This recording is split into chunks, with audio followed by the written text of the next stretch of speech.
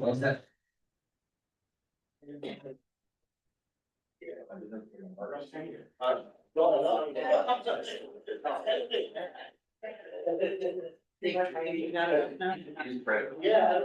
yeah. You want to, What? Yeah, that's good. That'd be great. Yeah. Should view it outside. thank you.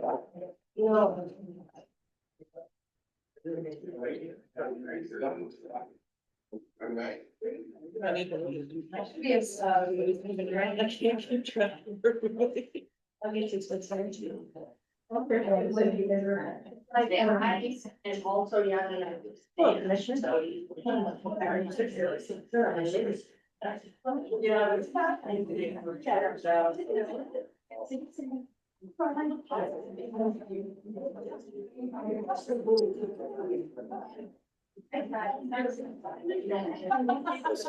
guess we should. On the work, on your.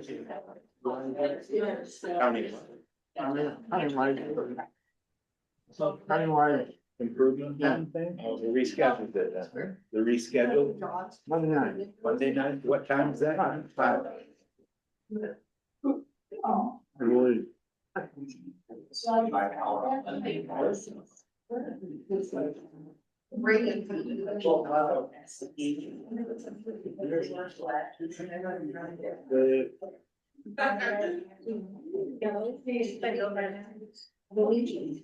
What? No.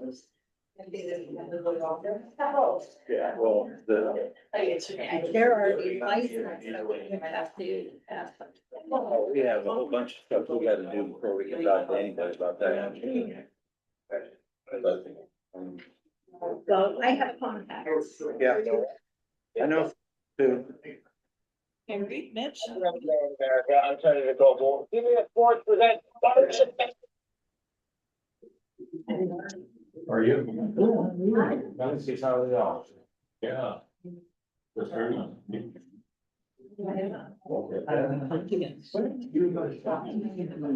Wait, turn the fans down.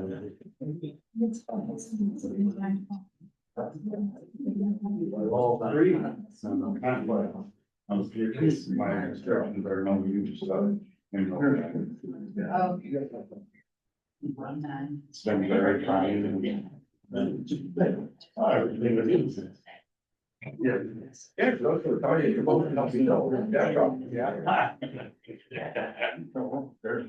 Yeah, I got nice or something. They put the one on the back from the track.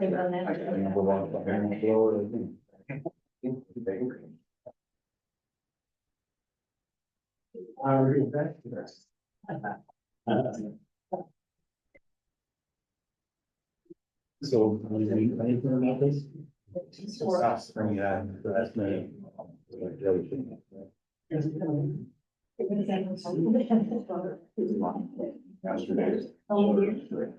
Yeah, yeah.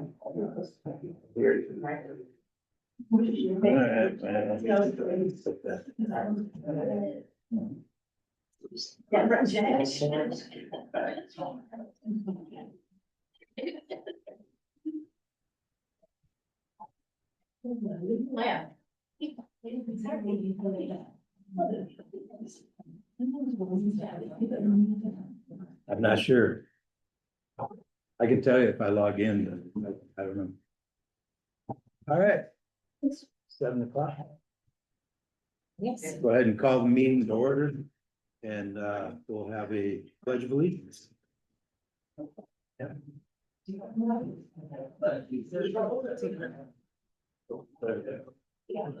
Still, I pledge allegiance to the flag of the United States of America, to the republic for which it stands, one nation, under God, indivisible, with liberty and justice for all.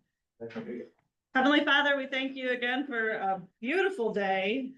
Thank you for the sunshine and the warmer weather. Thank you for all those who are gathered here today to participate in the business of the township. And God, we thank you for each member of the board and the deputies that serve so diligently and use their gifts and their talents for the work of the kingdom in the township. And we just ask your blessing on this time and on all those who are here in Jesus' name. Amen.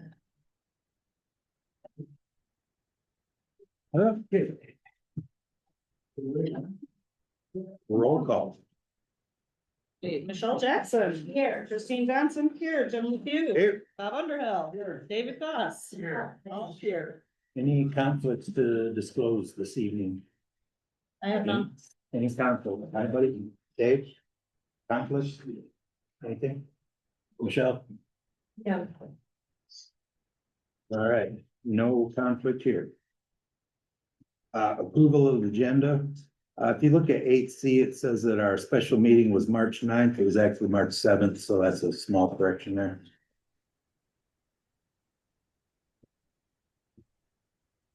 Everybody had time to look at the agenda? Were we gonna move budget amendments to the next scheduled special meeting? Or we need to do anything? We have it on here somewhere. Because, let me see. Let me see. It doesn't matter. I mean, if we Do have. you have it ready? I didn't read it, because I thought it's like we were gonna wait. I don't have it with me.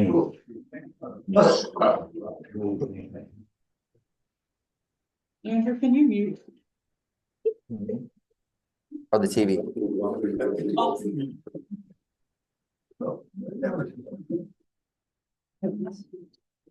Sure. I didn't put it in there. Well.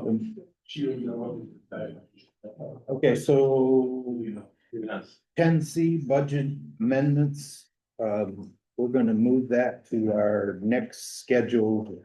To be scheduled. To be scheduled budget meeting that will only sign the, we're waiting, we actually adopt the budget, will include a couple amendments with that meeting, we sign it. So we're moving 10C. 10C is gonna be a scratch. All right, any other corrections? If not, I need a motion to approve the agenda. Motion. Okay, I'll second. All those in favor? Aye. All right. And the motion is adopted. All right, we will start with public comment. Give everybody 3 minutes.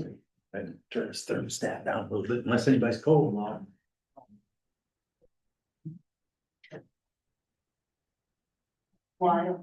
Okay,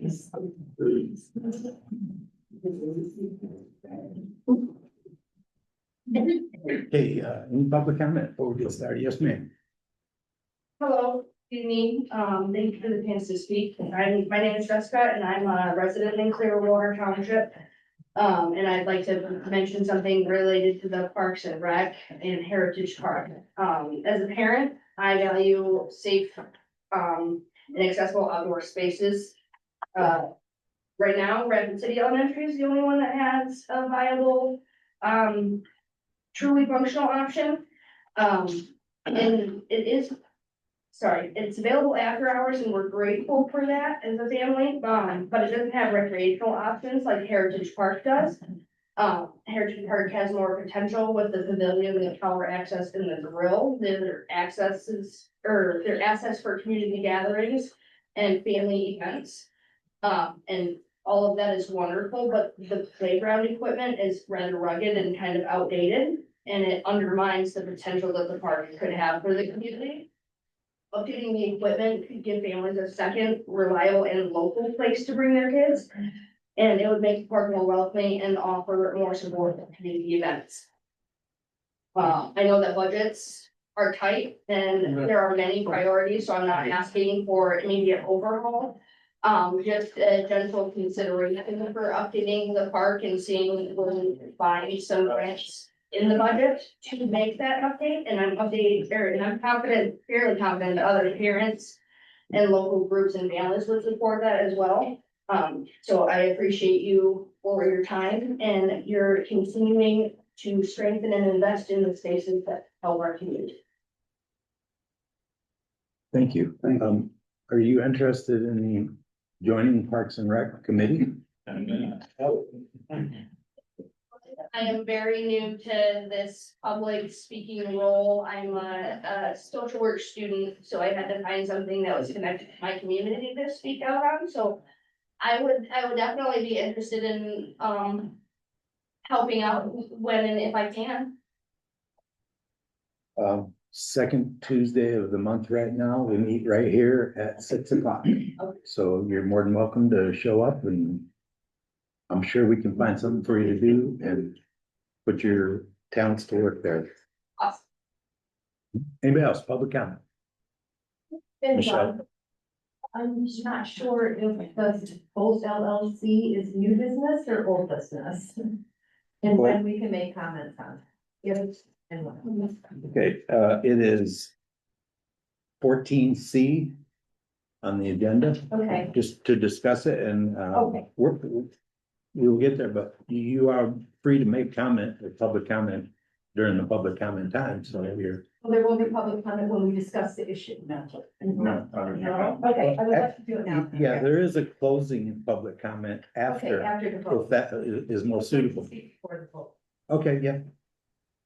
So, we can all debate over how much control we should have over our property. Or if we believe that this issue would just be people crossing the street and going out on the lake. But there's more to it. I mean, the law is the law, and ordinance 22 is the law on the books.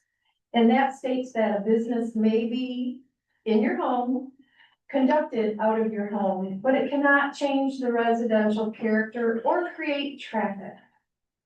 So the residential character of the neighborhood will not be preserved, in my opinion. A home business should not have 3 to 8 vehicles parked, or up to 24 people or more coming and going, which could be on a daily basis in the summertime. The dock structure, okay, a lot of people have docks on the lake. I'm not sure that everybody builds extra structure to accommodate 3 rental boats, so I'm not sure that's a provision to agree with. On the other issue, even though the business has been operating without permits or township approval for 5 years without incident, the Boat LLC cannot guarantee that a hazard or a nuisance will not arise in the future. And my last comment would be, the business is not compatible with surrounding residential uses. It does not offer a neighborhood convenience or benefit like a C1 might. It does, however, apply more pressure to the minimal amount of rural infrastructure that we currently have.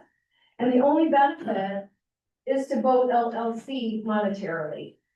And that's, I'm a no. Okay, any other public comment? Yes, sir, Dale. Hi, I'm Dale Campbell. I live on Clearwater. When I first started attending these meetings, people were asking for leniency because they wanted to rent their house for a short period of time to help cover taxes and maintenance. That is no longer the case. The case now is people have LLCs that own several homes, and now they want to put boat rentals in the mix as well. R1 is R1. It is a law, and it should be supported by the township. I Googled what kind of business can you have in Michigan.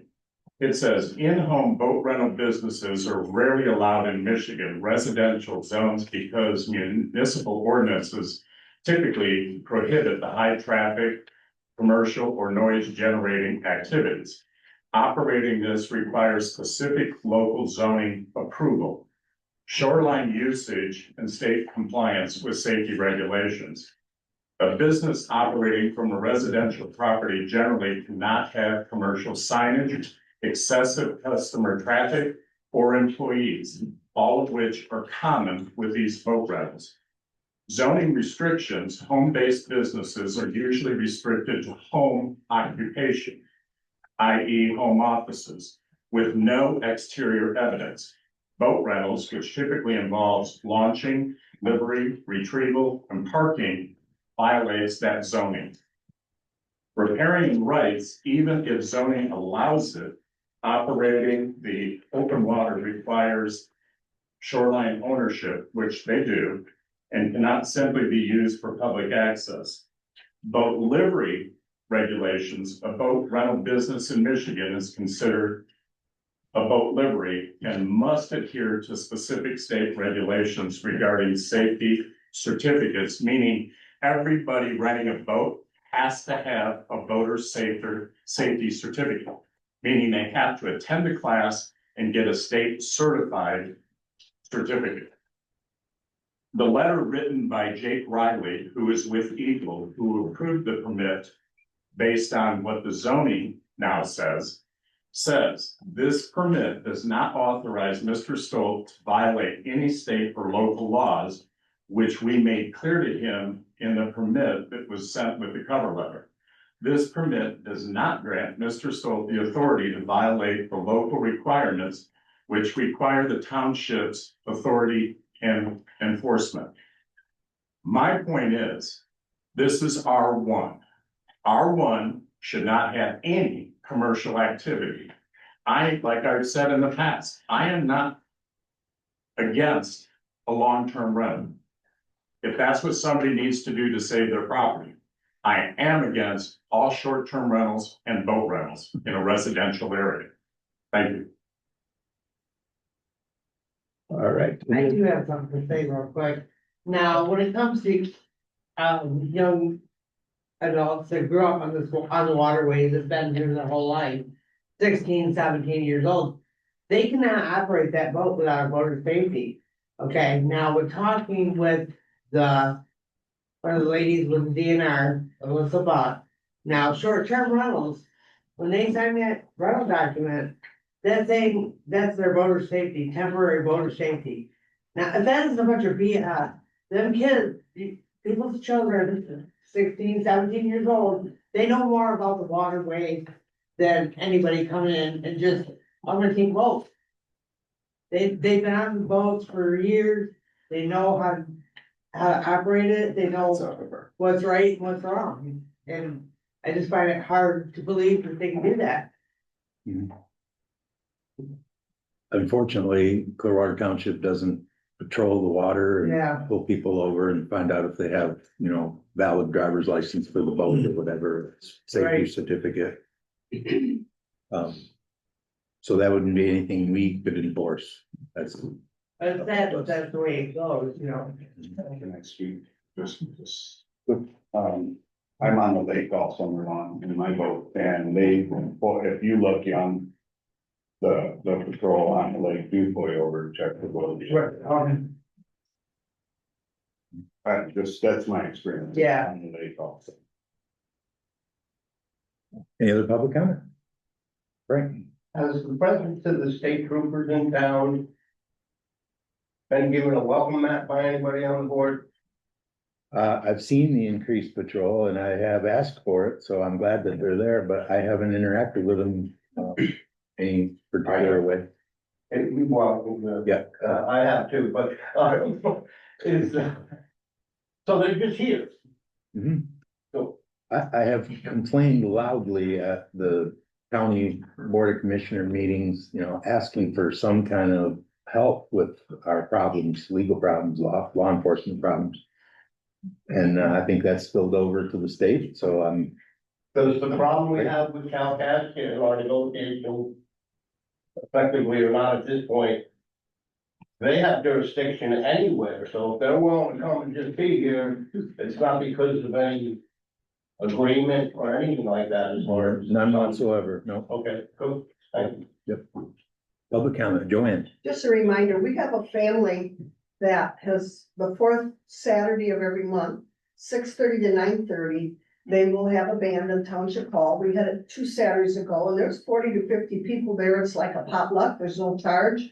And it was fun to have the community together and people enjoyed it. So the fourth Saturday of every month they're scheduled. At one time, I counted more than 60 people there. You did? It was amazing. There's a bunch. Yeah. Quite fun. Janine, did you have your hand up there? Yeah, I was just, I wanted to remind the board when they go to make decisions of the of what home occupation is according to our ordinances. It says, any occupation carried on in a family dwelling. In a family dwelling or accessory building. Conducted by members of the family residing on the premises. So I would want you to remember that clearly when you're thinking about what we're doing today or what you're doing today. The other thing that I would like you to think about is if you do decide that this works, that this falls within compliance of our home occupation definition. If it falls within compliance of that, I'd like to remind you, you've opened the door, you've crossed the threshold, and you're opening all of R1 for that. You're not making a decision for one specific place. You're making a decision for our township, for that zone, for residential 1. And that's really necessary to think of it in those terms. The other thing I'd like to remind you of is just a few years ago when we had the tiki hut down the road. And that's how the tiki hut went away. It was a business and it was not in their residence. So, you know, I'm not evaluating the business that's there currently. I'm just saying, as far as our township goes, we need to think about what we're doing in regard to how this will affect our township as a whole, and R1 zoning. So that's Thank you. number. Any other public comment? Yes. Hey, Do you mind taking on passing one legislation? Hi, so, what I have to say, please don't anybody take offense to it. It's not intended to be that way, but it's just, meant to provoke some thought. It's become apparent in many of our recent government discussions regarding ordinance changes and regulations are being generated by influence from an outside special interest group. As a result, energy and time spent by the township focusing on the agendas of this special interest group have been growing. This is then a concerning development that gives the appearance of our local government is increasingly acting or governing on behalf of an outside private organization and not the taxpayers of Clearwater Township. I've always thought that organizations like TLPA were good at educating the public on matters that could help the lake. For example, the campaign, they educated homeowners about the impact on lawn fertilizers have on the waterways. I gotta plain out admit that was good for me. I was educated and I wouldn't have stopped using fertilizer on my own property if I had not been informed and educated by them. They're very helpful when it comes to teaching people how they can make a difference. However, over the years, the TLPA has inserted itself into local government discussions to push their agendas, and as of late, they have been increasingly active at applying pressure and influence on local government bodies and individual officials. It goes well beyond that of helpful, informative organization. There is a term for this, it's called special interest control. And I passed out to each of you an explanation of the term. I'll highlight a little bit. Special interest control, a broader political term meaning a government body is effectively serving a specific private group rather than the general public. Special interest control in local government refers to the disproportionate influence that organized groups such as developers unions or specific business associations exert over municipal policy, zoning, and spending decisions to benefit their own narrow interests rather than the general public. This influence is achieved through lobbying, campaign contributions, and direct advocacy. Couple of highlights, key aspects. There are several. Two of them I'd like to highlight. The iron triangle effect. In some cases, a close, mutually beneficial alliance forms between interest groups, local bureaucratic agencies, and decision makers, like city council members, allowing these groups to control policy outcomes. Resulting outcomes, such control can lead to policies that benefit a small local group while the costs or negative impacts are distributed among a less organized wider public. We're getting close. Go ahead. While the TLPA is helpful as an education organization when it comes to its position with local government, the TLPA helps TLPA. The agenda does not concern itself with Clearwater Township taxpayer costs, property rights, or legal rights. The TLPA also does not concern itself with the legal liability of Clearwater Township. You gotta wrap it up, Dave. I didn't see anybody else get a limit. Well, we have a lot of people here, so I'm just trying to be, fair. I'll give mine last minute. Yeah, I can speak for a group. That's fine. The TLPA was not formed to help the taxpayer. It's the role of the Clearwater Planning Commission and the board to act on behalf of the taxpayers that they serve. The Clearwater Township government is not just here to serve the TLPA. Allowing an outside organization and its representative to write ordinances and regulation for the township could be construed as malfeasance. You wouldn't allow DuPont factory located to put itself in our township to write an ordinance or policy regarding pollutants and air quality, would you? Or would you let a data center write ordinance regarding acceptable use of our water resources? That would be absurd, right? Then why would our government encourage an outside organization to help write ordinances that costs the taxpayers, steps on their rights, and is superfluous? All of the added risk and legal costs and liabilities are a burden of the township. So I'll wrap it up, even though I have more to say, and I'll send this letter to the board. But true or false, TLPA is great organization for education and information about Torch Lake. True, obviously. The TLPA is an authority on what is best for the Clearwater Township taxpayer. I believe that to be false. And I would ask members of our group and governmental bodies to make sure they understand the difference between the two. Thank you. Any other comments? Online, do we have anybody? Yeah, Teresa. Yes, Teresa, I'd like to comment. When I purchased my home on Crystal Beach Road 15 years ago, it was purchased because it was R1. And I purchased it as a R1 and a home because I wanted to live in a neighborhood and I would like the quiet enjoyment of that. I am not opposed to having a rental for 2 weeks to help pay expenses and anything over 30 days. I am in for helping families, but when corporations buy things and turn a nice neighborhood into a very noisy place, I do not support that.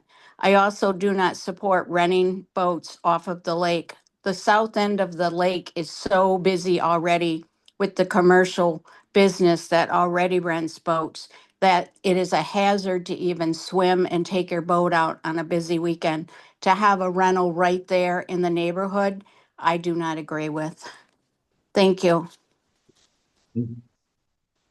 Anybody else online, like to speak before we get started? Yes, Mitch. Got to unmute yourself. Go ahead. Yep, you're good. You hear me? Yes, sir. All right. I'm just wondering how the situation's going over here on my side of the world. And what had happened, and are we addressing the ordinances here? Yes, sir. We are moving ahead. This is public comment, so I'm going to let you speak, but we will have a report from our zoning administrator here in just a little bit. Okay. Nope, that sounds good. Just checking in. Okay. I see one other hand up there. Go ahead. And real quick, I just wanted to say what Dave and Teresa both said. I could not agree more with both of those sentiments. So that's all I got. Okay. Yeah. Hello, I'm Micah Stolt and I'm representing both Torch and the Stolt family. We respectfully reiterate that our pontoon rental business qualifies as a lawful home occupation under the township zoning ordinance. As outlined previously, all reservations, contracts, and payments are conducted online within our home, while customer presence on the property is limited to brief parking and walking to the dock.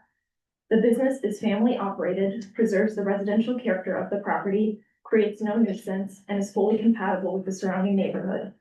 All operational activity occurs on public waters, and the Eagle permitted dock serves only as access, consistent with typical residential use.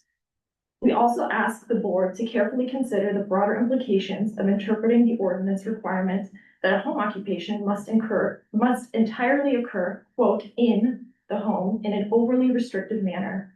Such an interpretation would not only affect our business, but would effectively eliminate common and longstanding rural practices such as firewood stands, egg sales, maple syrup or produce stands, as well as hairdressers, each of which inherently involves members of the public parking and entering the property. This would represent a significant and unreasonable restriction on property rights within our community. The township's master plan clearly affirms that this is a district where residents live off their land through a blend of agricultural, residential, and recreational uses, and our business aligns with that vision. It is also important to note that the part of the ordinance discussing home occupations explicitly addresses accessory and external structures, stating that they must be no different than those permitted in the residential district. Language that would be unnecessary if all outdoor home business activity were prohibited.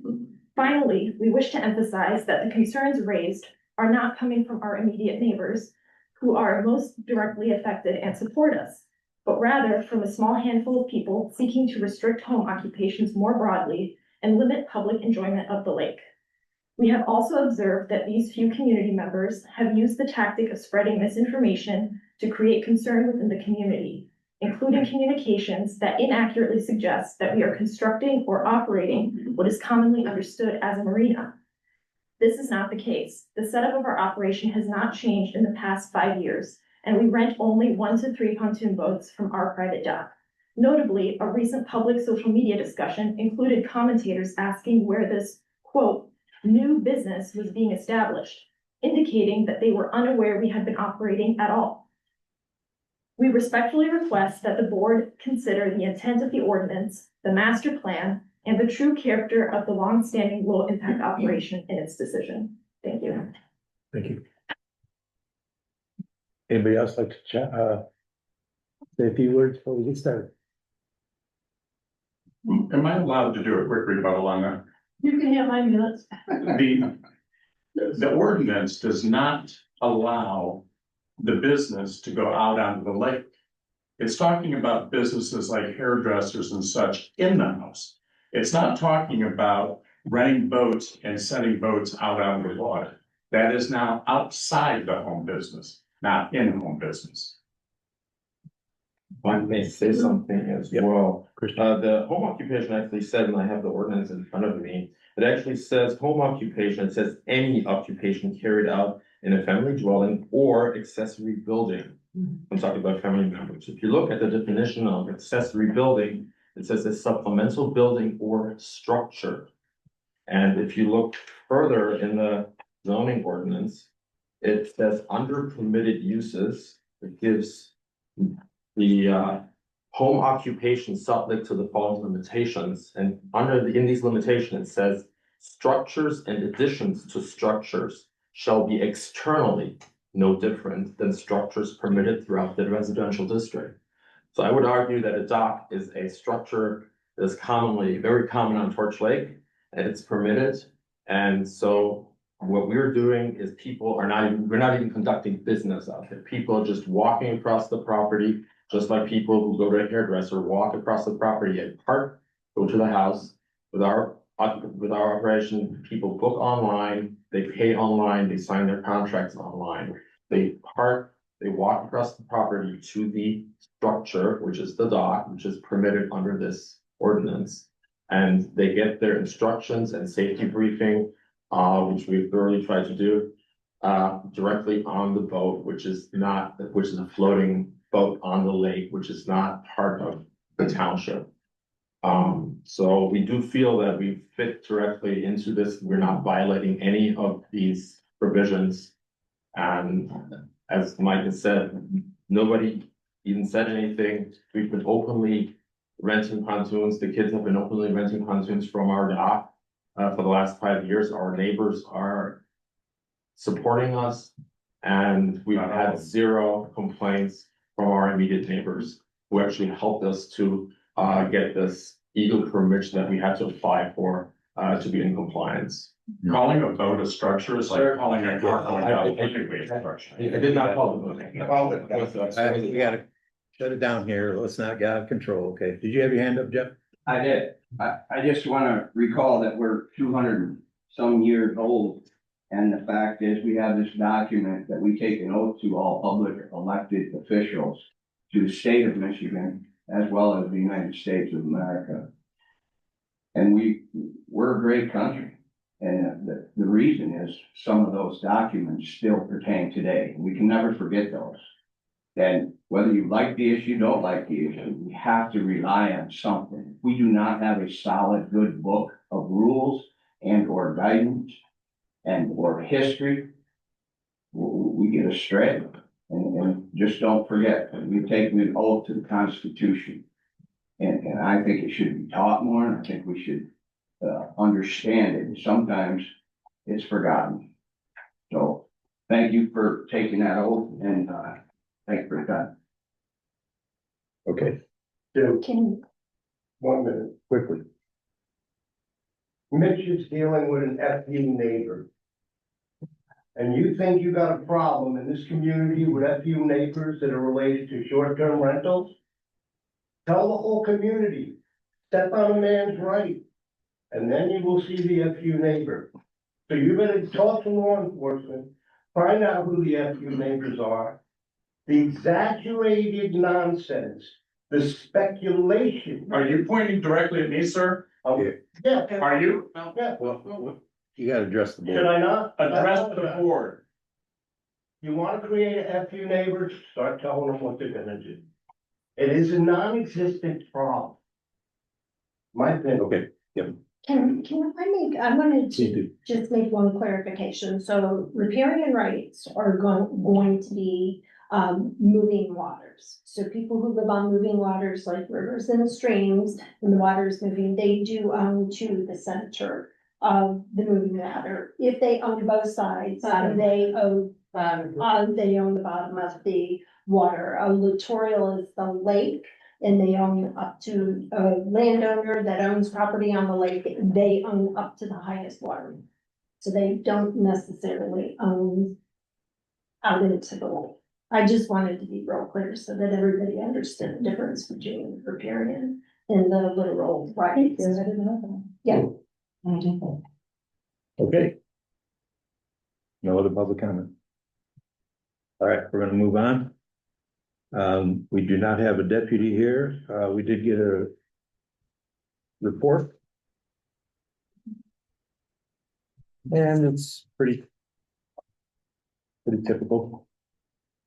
I'm doing a little investigation on all these addresses because I see the same addresses on here multiple times, sometimes in the same month.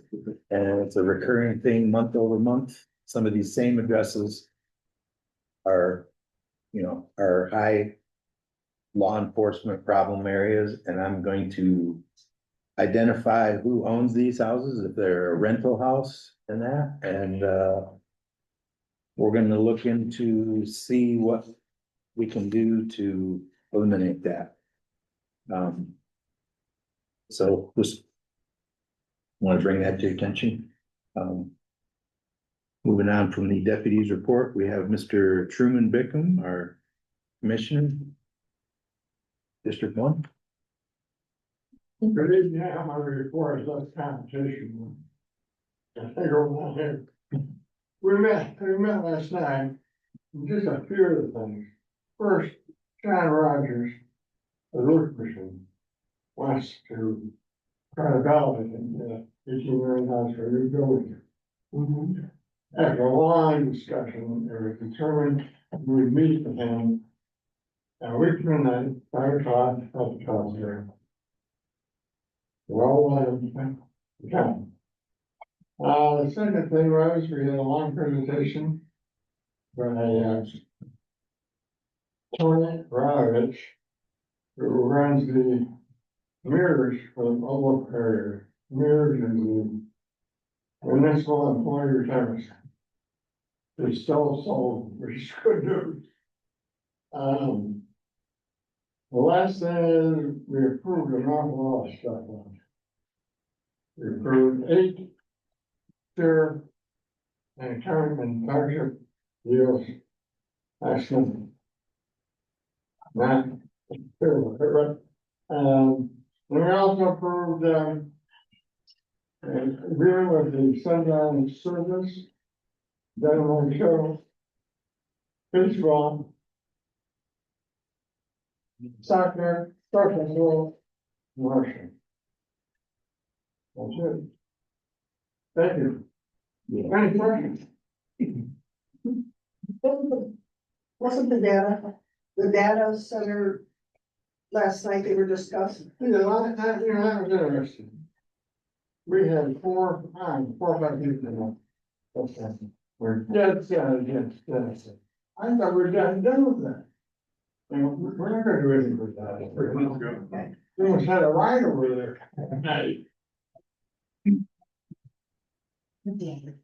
Just a side note, I hear rumors that a data center is coming to Kalkaska County, but on private land It's a instead very of. controversial thing, but the citizens don't want it. Okay, move on to our next guest speaker. Finally, some good positive feedback here. This is Dina Jardy. She is the Executive Director of Paddle Antrim. Welcome. Thank you. Good afternoon, evening, I guess. It's good to be here again. So I'm Dina Jardy. I'm the Executive Director of Paddle Antrim. If you don't know, our mission is to protect the waterways by connecting people through paddle sports. So we have been around for 11 years. We host the Chain of Lakes Water Trail, which Clearwater Township is a part of, and we are grateful for your partnership. It's a collection of 21 governmental and nonprofit entities that create the water trail that starts up in Charlevoix, travels all the way to the chain, all the way to Elk Rapids. We have 84 access sites, and we couldn't do it without our partners like the township. So thank you for your continued partnership and including your access sites on the water trail. Overall, it's been a good season. This will be our 6th season. Last year was fairly uneventful, which is always great. We've only had, I think, over the course of 6 years, 3 signs that we've had to replace, based on vandalism, and I'll take it. There was some along Torch River this past year that had some vandalism that we cleaned up. There was some spray paint on DNR and one of your access sites, the one on Arwood. And so we cleaned those up.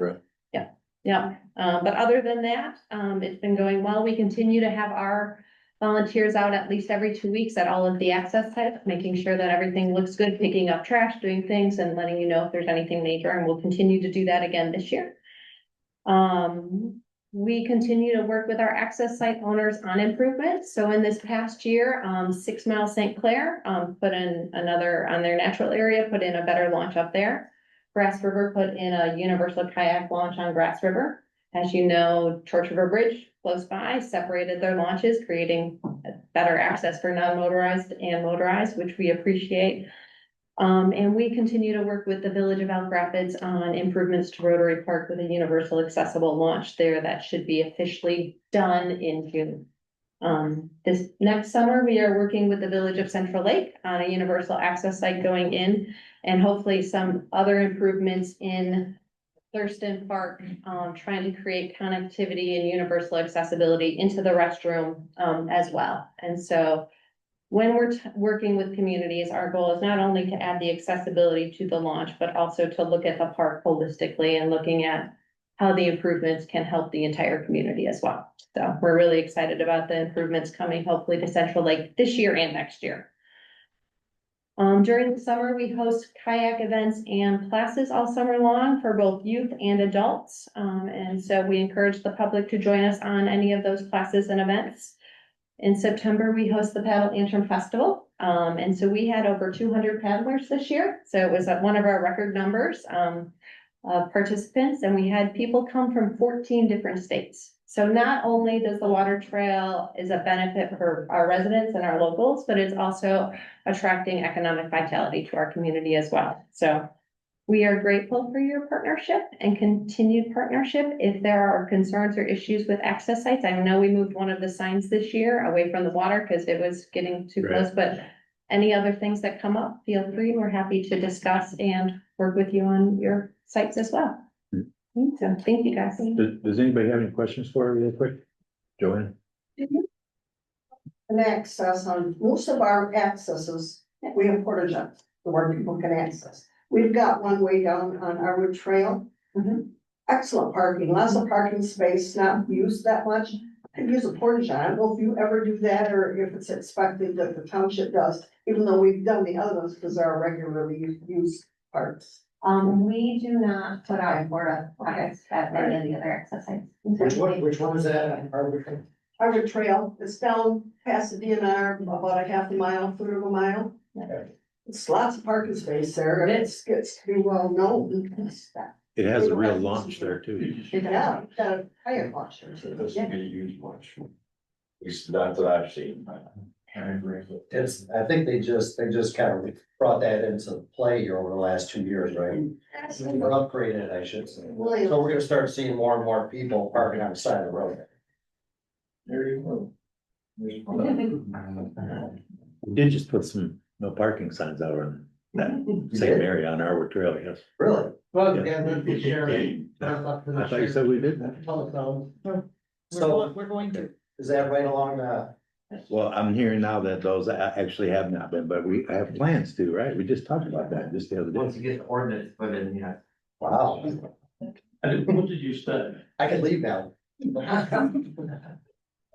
Right now, there's no parking on pavement. Oh, Yeah. okay. But it's. Okay. All right, so we're going to a one-side system where there's gonna be parking on one side, not the non-water side near the entrance, correct? Okay. Is there gonna be another meeting just on that topic, you think, in the future, or? Well, we talked about that at the the road committee is when that was kind of discussed and put in play. But we already got approval from the road commission to do that if we just pass a no parking ordinance or parking ordinance. So, but it's being worked on. Yeah. You think they'll have another meeting on that, follow You're always welcome to attend the road committee and bring it up. Yeah, I will. I'll be here a lot more. Okay, thank you, Dina. All right, let's approve some minutes about February 19th, regular meeting.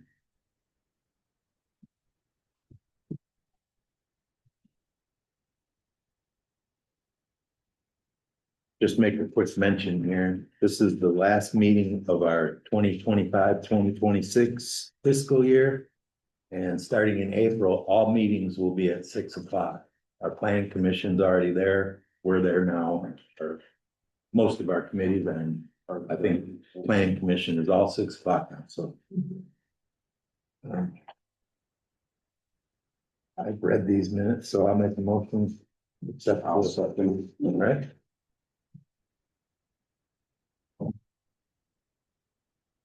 The motion was to approve, correct? All right, all those in favor? Aye. Aye. Motion carried.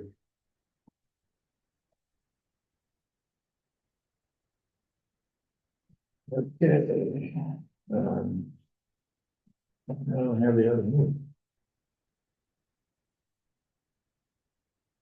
Okay, well, the date is February 28th. On the back side.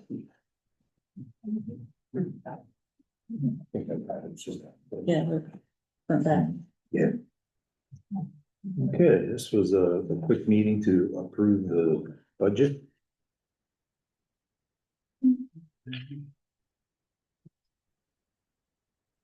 All right, I'll make motion we approve February 28 minutes. All those in favor? All right. Motion carries, approved.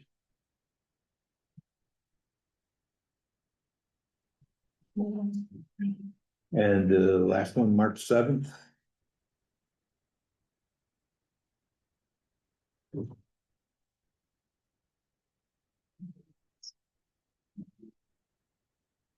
Make that motion, we approve the March 7th meeting minutes.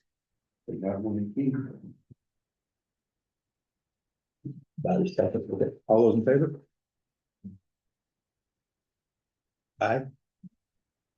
Motion carried. Minutes are approved.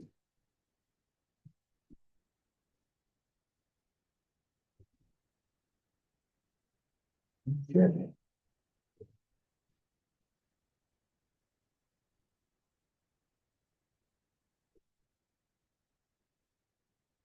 All right.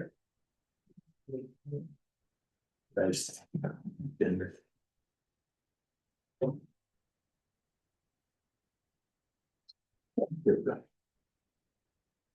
All right, that brings us to the treasurer's report. Michelle? So I provided the report and we're still working with both Plant Moran and the SMA on cash receipts. So we do have all of the balances that are currently in our accounts. I will be meeting with Ally and Carolyn tomorrow at 4:30 with Plant Moran to continue unwinding whatever has happened with those accounts during the transition to BSNA. And the first week of April, we'll be meeting with the state of Michigan. They provided 3 dates to us. And I will forward that over. Because Jim, I think it's important that you probably attend with that one, so we'll be reaching out. We've exhausted any of the funds that have to do with budget. We've exhausted all of the funds with Plant Moran through phase 1, phase 2. So we have funds for phase 3 with Plant Moran. So we need to reach out to the state of Michigan. We're looking at maybe like a lump sum amount of money that we can use towards training, obviously getting all the accounts straight with BSNA. So that I'll get over to everybody on that meeting. All of it is good. All of it is positive. Anything with, since we have BSNA, if we need like tutorials or quick like help things, we can go on as many times as we need to, and that's included with that piece of the puzzle. Unfortunately, this piece of the puzzle came over with the transition, so this is definitely gonna need more work with the CPAs. You know, it's very unfortunate. But for the cash receiving side, for rentals, we have anything to do with rentals. We have nothing to do with reimbursements. We have nothing to do with how taxes are paid in those cash receipts. So it's kind of, it's a hot mess, but the good thing is that nobody on the board has been, out blowing money on anything. So we've been really good about being good stewards of taxpayer money. So, that piece of the puzzle is really good. So with that being said, I'll have more information after meeting with Plant Moran and the state of Michigan. But it sounds like we're looking at 6 months up to $15,000 or $20,000 that we'll be proposing to the state of Michigan that we would be able to utilize to be able to get any help that is necessary. So that's the goal. I'm just, we'll take whatever we can get as far as help. So that is where we are on those with Plant Moran. So anything with phase 1 and phase 2, we've exhausted the funds. Obviously, we have questions for them. If you just shoot them an email, Carolyn and Ally are really good about responding. So, but just kind of, if you get a bill, like, oh, I guess I shouldn't have done that or made that call. So Yeah, we did just get a bill. so just an FYI on that one. So, that's all I have. Does anybody have any questions as far as plant mining? They've been a really good help. They've been a really good help with our budget. We will be doing amendments to that budget, but the budget is a good balance. We're getting it. Okay, did you want to discuss that contract, the assessor contract? We had Go over the assessor contract. So, the clerk was kind enough to send that out to everybody. So the prior board had approved that contract. It's good through our next budget, which it would come up in 2027. So, and Christine had told us at our budget meeting that that was the length of time that it was good. So I did do some digging into, with the state to MCL. So MCL, let me give you the exact code of what the listing is. 211.44. So what they state in, it's the General Property Tax Act. So what it states is that we as a local entity can collect 1% property tax administration fee, which we do. We get a 1% admin fee. And they also state that that money is only to be used for taxes and not general fund use. So collecting taxes, anything to do with collecting appeals, assessing up to contracts. So when there's contracts involved, anything that goes over for the assessor would be paid from the general fund according to that act. But it also states that it has to be used. So when we get to doing budget amendments, I'd like to make sure that we amend those general funds so we're not using that revenue for anything except for tax collecting and assessors. So anything that has to do with that piece of the puzzle. Is that something that, Ryan can help get set up in BSNA so that it's separated? Well, we are working with Carolyn and Ally because there are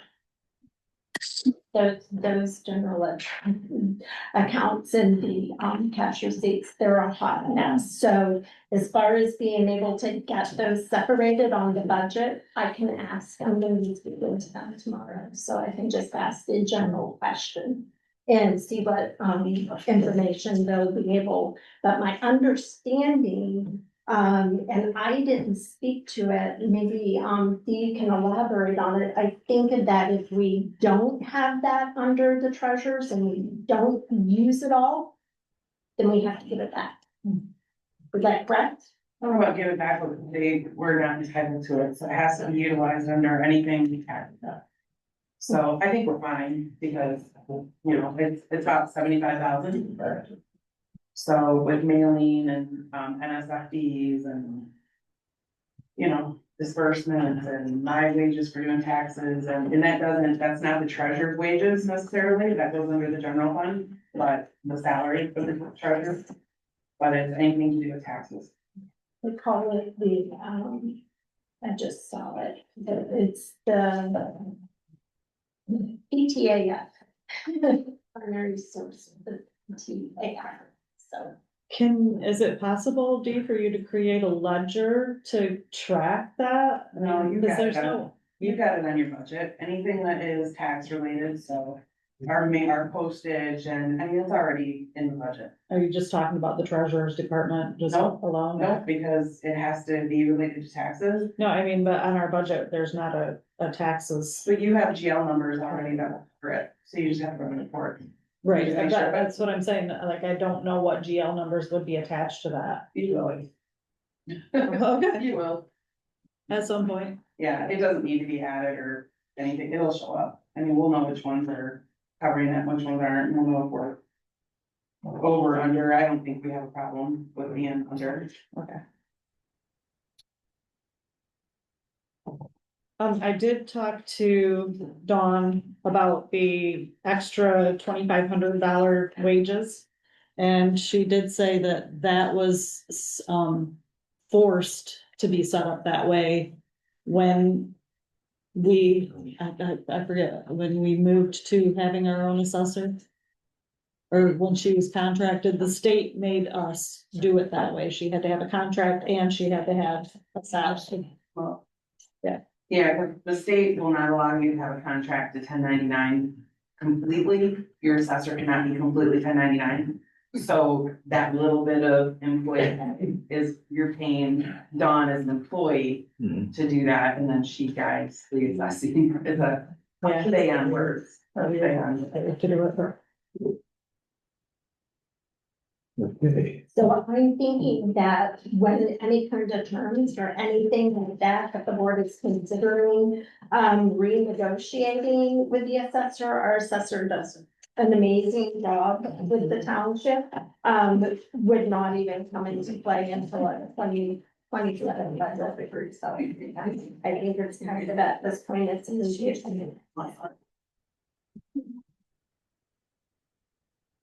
Okay. Anybody have any questions for our treasurer before we move on to the clerk's report? All right, take it away. Have a lot, you have your check detail report. What's that one that jumps off there at 17,649? The taxes. Oh. Yeah, that's the pill deposit. Yes. Yeah, that is taxes, that goes right back to the treasurer's department. And that has been done, so that's what that check is for. So it's a Sigma deposit that goes, it's automatically deposited from the state into our account, and then we reimburse the taxes for that. So nothing needing approval out of the fire department. I think, wait, what's your limit? Is it 4,000? 5,000, okay, so we're good there. Nothing urgent. And then everything for the township is all under contract. Other than that, 17,000. So nothing unusual there. You will notice that there is a payment to Plant Moran for $10,545. I'm not sure if that's above what was approved or not, so we'll find out. We should have it. We should have the ones that were signed. They sent you and they signed, it would have the amount on here, but we should be reimbursed from the state. Yeah. We've submitted. I've submitted, we haven't been reimbursed yet, right? I mean, you would, no. I have, Okay. but sometimes it comes to your PO box and not mine, because I get I'm imagining strange since it's things. state, it's probably gonna go into Sigma. So we'll just watch for activity there. We did pay the payment for the playground equipment, for the borders for the playground. That was already previously approved, so that's over $1,000, but was already previously approved. The one I kept out for approval is the Kalkaska County Road Commission from the road fund, a $10,000 payment for it's the final payment for the Underhill Road. Yep. And I didn't know about it, so I kept it for approval and asked Joe. Yeah, what it is, the $1.2 million grant that the road commission received from Eagle for the two bridges on Underhill. There was a copay of $240,000, which we negotiated at 50% each, which it's normally 80-20. So our portion was 120 each, and we had paid them 110, and That's like. what they billed us, right? Yes, that's what they build it. But like, construction projects, there's always like a period at the end where they zero everything out. That $10,000 made us whole on the $120,000 copay, so that's So the that can last. be sent out now. Yes, it can be. Okay, awesome. All right, so I just need a motion to approve post audit bills. And just out of curiosity, what was the, Smith Johnson? So treasurer attorney. Yeah. So what all did we do to their tree of this? Hmm. What did we do with the time? Did we have like an invoice for it or no? Yeah, there's an There's an invoice. invoice at the hall there where all the bills are at. Okay. So it wasn't in front of me, then it's good. It's just information. Well, I know it's. Is it for the specific review? calls. Yeah, cemetery ordinance, I did contact them about the marina issue and we had them go over our zoning ordinance 22 and give us an opinion on, you know, what we could and could not do. So, Okay.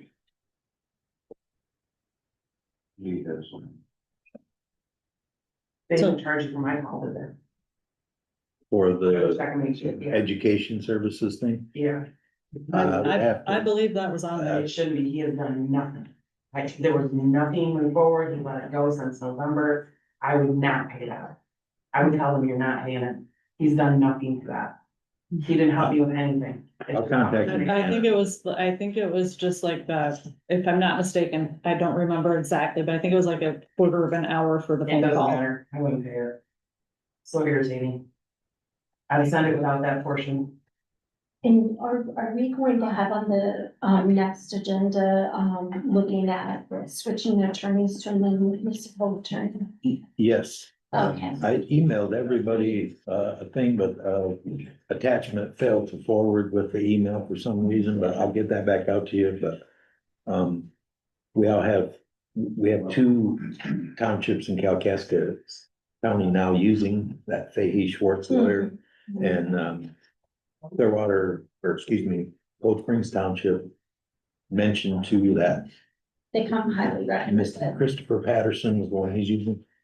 And he reached out to me. I forwarded that email to everybody. It was like, again, an attachment that didn't, for some reason, follow through, but you'll have some information on that here. Because he does that firm. Okay, motion to approve post audit payments. I will make that motion. A second.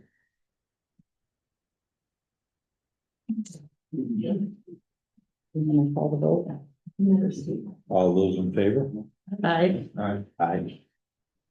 All right, the only other thing I had is that the Senate Elections Committee has presented a bill that would move the August primary elections to May. And then it would be February and May instead of May and August. So that is up for a vote and possible, just to be aware, this little moving of time.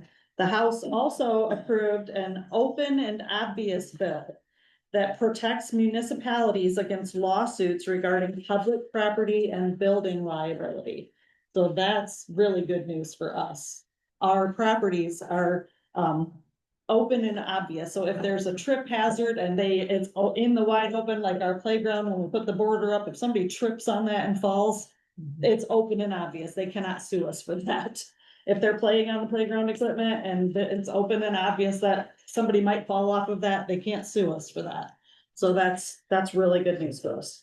And then also wanted to make the board aware that social security notice of discrepancy that I told you about at the last meeting, it was a questionnaire and I read through it and I answered it and I sent them all the documents that they asked for and that went out on the 12th. So waiting to hear what they might have to say next about that.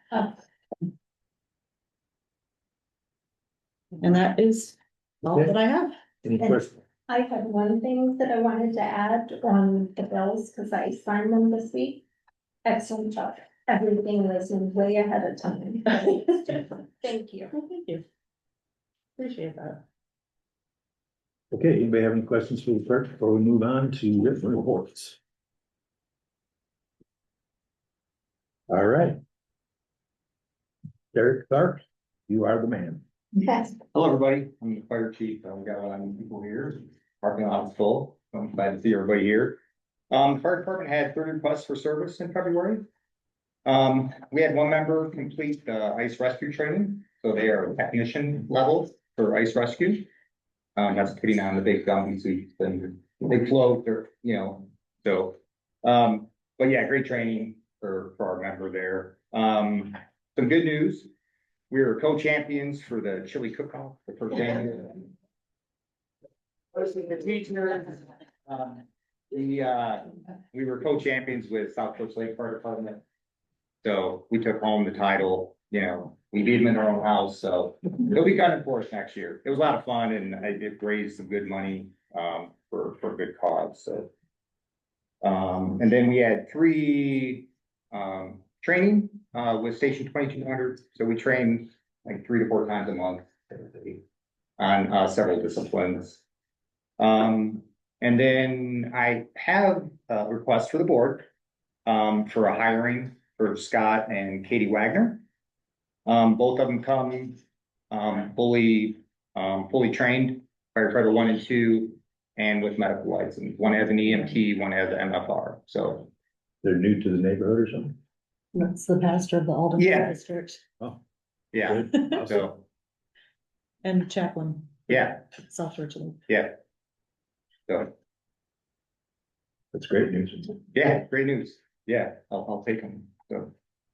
Do you need approval for that, or you could just? It's just non-physical, but they've had several physicals and Yeah. background checks, I'm sure. But yeah, and I think I still need approval from the board to hire. If we need a motion for that, I'll definitely do that. Was, for Scott and Katie Wagner. Yeah.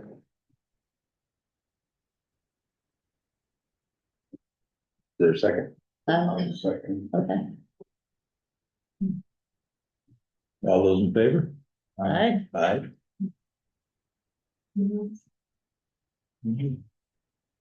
One last Just thing. One quick Oh, question. yeah. What will that bring our level up to now? That's like 9? Yeah. Yeah. Awesome. Awesome. Much needed help. One last thing is we have our annual Easter egg hunt. That'll be on April 4th at noon. Don't be late, because it only takes like 5 minutes. It's true. Shotgun start. There was time, it was like 4 minutes and 30 something seconds back here. So one. In the snow. My Yeah. mom, I don't never find hers. There's several. She may not. And they have money in them. Yeah. I started back in 2011. Yeah. Started by Chief Jeff West back Yeah, then, and yeah. so it's been really fun over the years. It is, it's great for the kids and they come out and have a blast and, you know, we have a local person that donates bikes and.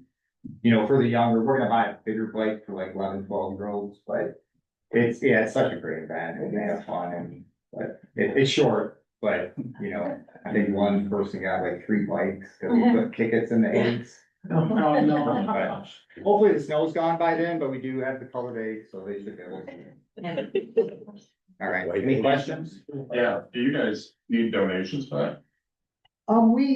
We do take donations, if you wanna do the candy or whatever, yeah, you get a hold of me. Okay. Yeah, connect with you, yeah, we have one person's gonna donate some candy, but it comes out of our, fire department association fund. So we'll do fundraisers for that, raise money for that, and that's where that money comes from, so.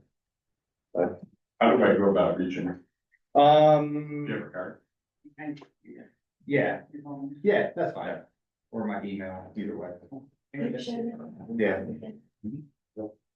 I should give my one or? Yeah, no, give him the forward thing. No, give them forward.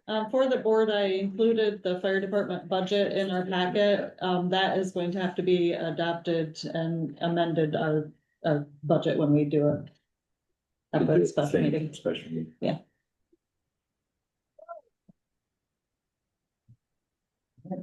Any other questions? Thank you. We survived winter, I hope. Another spring. Yeah. This is how this is. Okay. I don't see Dan here. We have a written report from the planning commission.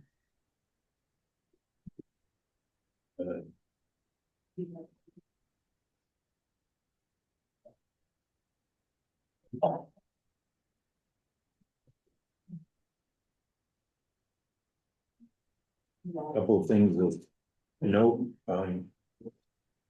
there is there's notices in the newspaper on this, but, there's a upcoming planning commission public hearing on the Gaylord rezoning, for the RV park, just on Woodwood City Road.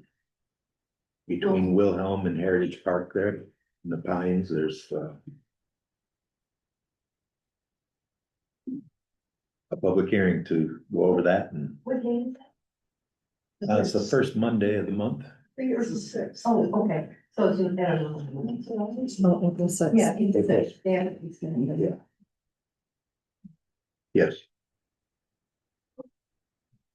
Okay, also, yep, on that.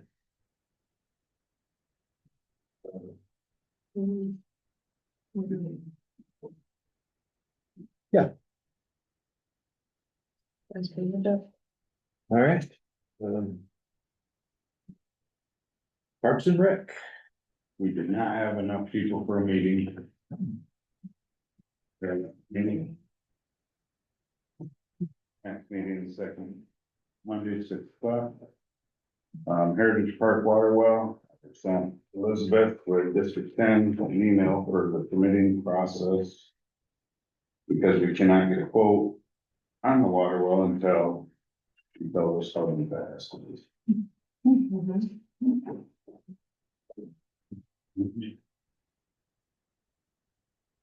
Gary ordered a playground border, so as soon as the snow's gone, we can get the playground at Heritage finished. I'm told it could arrive as early as this week, so. Well, you'll have to do some shoveling. Don't look at it. I've done enough. Yeah, that snow is heavy. Okay, Is David and Yeah, I Dave, was just gonna get to that, I was trying to get to he the. gave us some things to do. Yes. Yeah. Okay, so, a little side project here, Dave Alchikas has some information on, and, Yeah, I'd like to, get approval from the board to go forward to, do some information search, get some pricing of a potential pickleball court on the vacant land north of the township offices. We can utilize the bathrooms in the gym and, build an attractive addition awning along the north side of the township hall. Can use that for waiting for pickleball, warm-up area for the skating rink and other activities during the year. We'd like to get your permission to gather information on that. And we could install the ice skating rink over the top of the pickleball. And, we just like the authority, go ahead and, finalize some pricing and costs. And we believe we can do it all without any township money. I've already got tentative people up to $70,000 that it will kick in unofficially. And, all the townships, all the communities are putting these in. Alden's redoing theirs. Traverse City, they're redoing their courts. It's a phenomenon across the United States.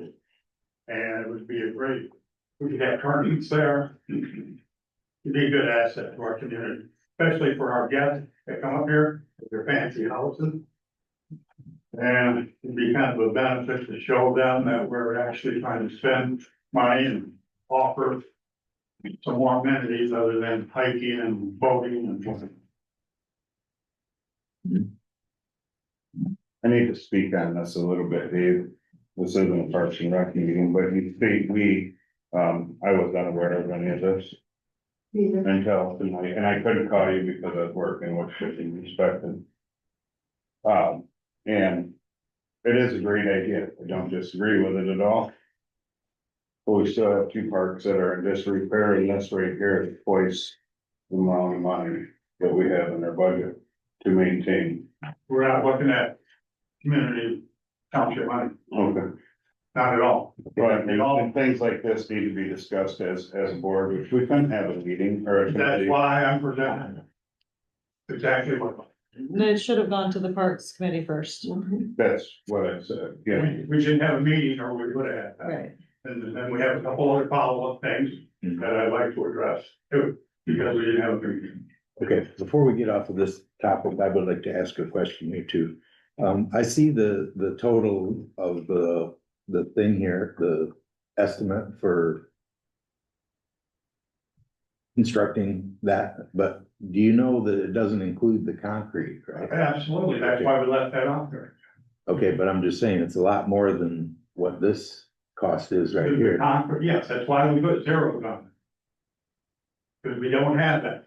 That's a list of things we need to Yes, estimate out there. yes. That's why I'm asking permission to get some figures together. So you can, as a township, make Well, a decision. So the $102,000 didn't include It's just to build it and code it. concrete, No, because concrete. it doesn't include digging it out, leveling, 120 putting by it 120. down. That doesn't include the concrete. Let's not start an open discussion here. So I have some questions if we're to do this, but I couldn't possibly ask the board to approve this obviously right now because we haven't had any public discussion on it. And that's a pretty large piece of property to commit without any public input or talked on. So I would like to do that. And it's probably Parks and Rec is the place to do it. But I don't know that we can do anything as far as approving this today to allow you to move forward. I think we need more information. Well, that's what I want to do is get some more figures together for Well, if you're looking at this location, I can't say yes. So, you know, you're asking me to give you approval to look into something that you're gonna put in a space where there's not been any discussion on it. I can't do that. Okay, you did have some other notes here and stuff? Yes. This is just a written report for, Well, we didn't have a meeting, so we'd like to move forward with things. Mhm. And if we're gonna be a month delayed, can't get approval from you guys a month delay. on getting things going in the spring up at Patriot Park. We'd like to improve that road. We've been talking about for months. Mhm. We have a contractor to do that in kind.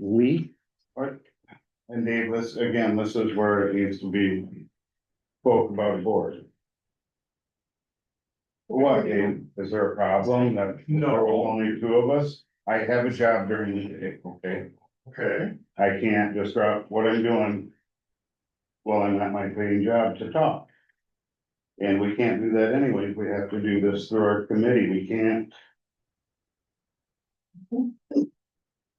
We do that. We'll discuss it at the next part meeting.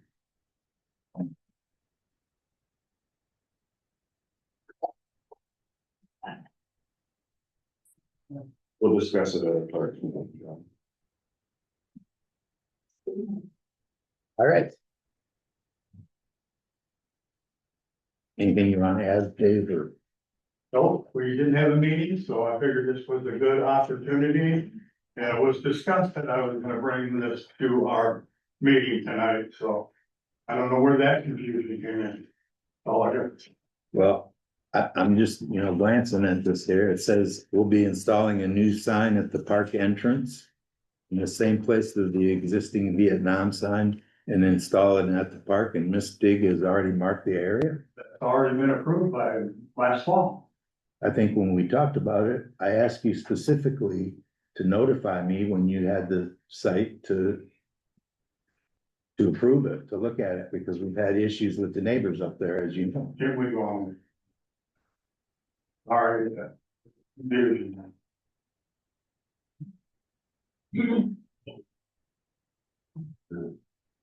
Okay.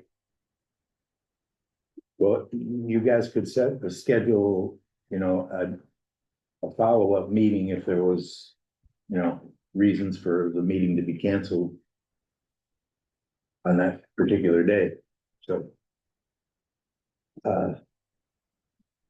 I think we need participation from many people and an agreement with, the group Parks and Rec. We have to operate as a group. We can't just, approve things. So. Guess we'll move on, Parks and Rec, maintenance. Anything you'd like to? Yes. I'm grateful that I'm allowed to sign off credit card, company credit card, use it when needed, but I would like access to the Amazon where I can just order what I need myself without having to bother you. If that's possible. Yeah, you would have to set up your own Amazon account to be able to do that. We get a free business one because it's a sub account. My account. Yeah, it just, that way I won't have to bother you. I know what I Really need. no bother. Well, You can pick up the phone and call me. just, all I'm ordering the stuff I need for me.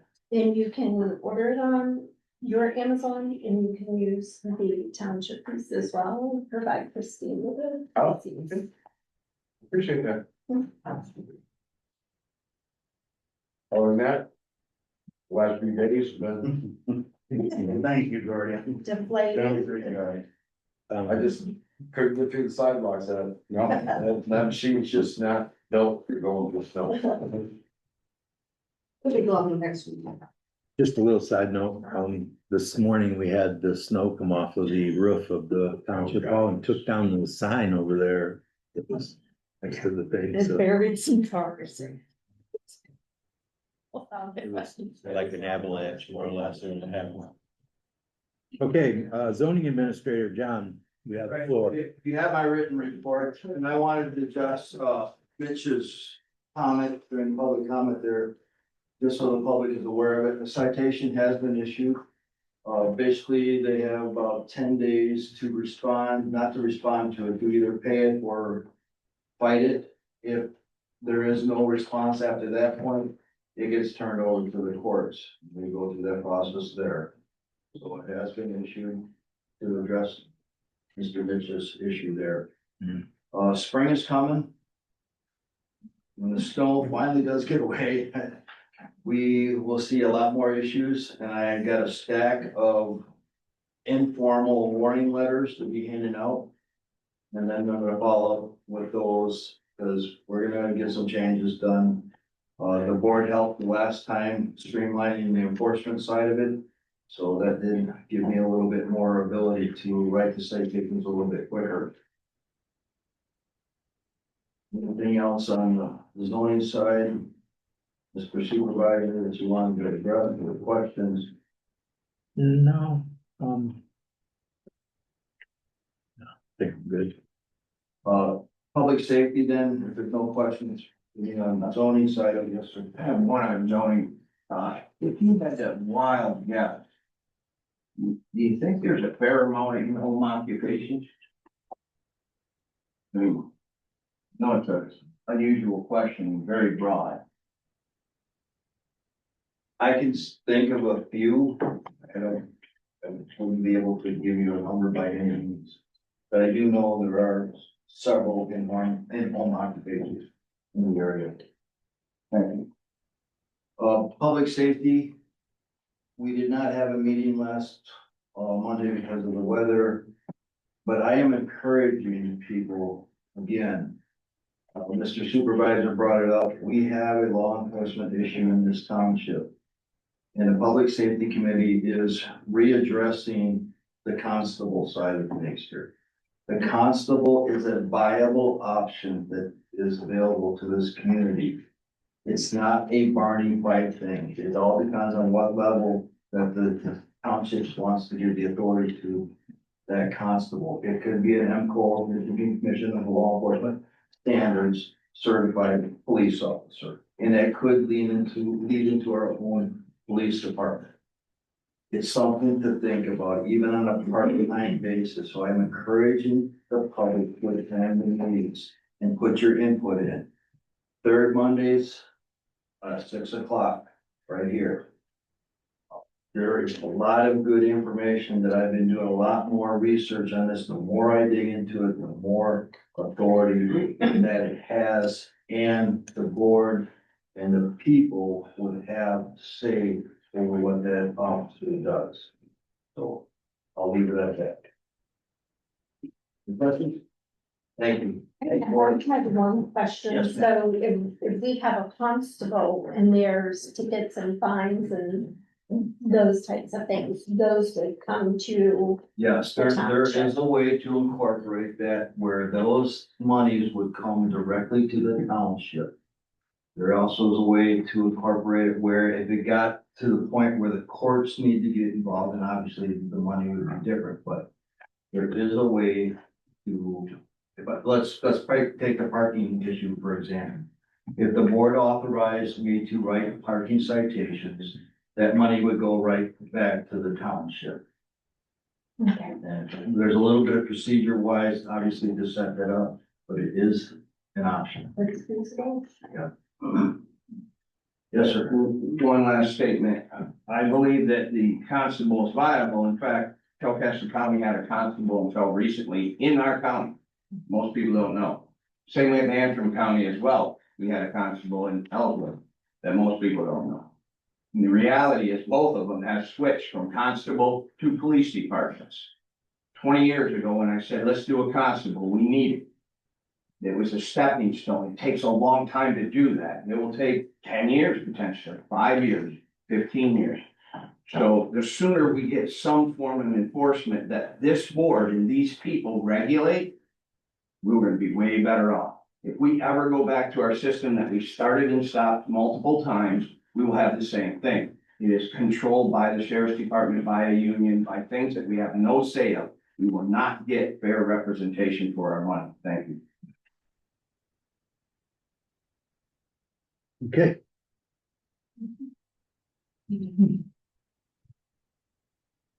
Road Commission Committee.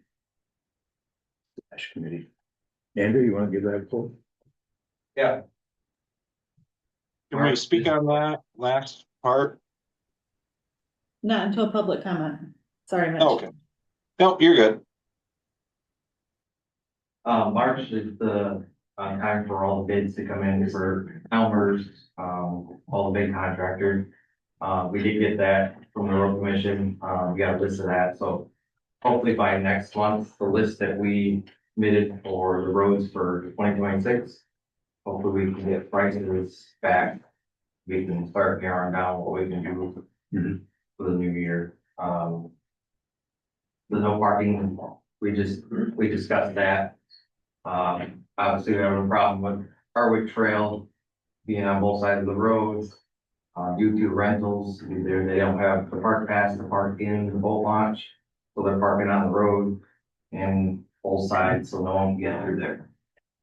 So that's why we discussed about no parking ordinance to be put in for the township. Not only there, around the fourth, we had issues around the Shellway and Crystal Beach. So we want the ordinance to be for county, or for the whole township, not just for our trail. I think after paying our last bill for Underhill, I think we came up with 180,000. I think we got to spend for roads this year. That's what we narrowed it down to. So hopefully we can make that stretch for not only just the rest of the pavement, we got some dirt too. And last but not least, we did vote on Jeff and I want to stay on the committee, but I want to step down as chair. So I want to recommend Derek. I don't know if I can say his last name. Richland. He's been on for a year with us. He is an engineer for NDOT, so he knows stuff for roads. Good recommendation for becoming chair. Opens me up to be able to help another firm. That's it. I do have one question too. Do we know if they're doing any culvert work this year? On any of the roads? It's not been talked about when I've been there. No, like Valley Road? Every year, there's something that's clogged up, whatever they usually get with, I don't know if it's GFL A1 or whatever they call themselves now. And they usually use for the suction truck that comes through and cleans out anything that's clogged. I know the situation with Valley Road. There was talk about making that culvert bigger. I don't know if that went. But that's all hearsay for now. I don't. Okay. Thank you. Yep. Okay, I can't recall if we need to vote on the switching the chair out. I Just think to so. vote that, or- I think the board appoints the chair. I'll go ahead and make a motion just to have it on record that we, allow Andrew to step down and appoint Derek Witcher, get a spelling on his name. WEICHLEIN.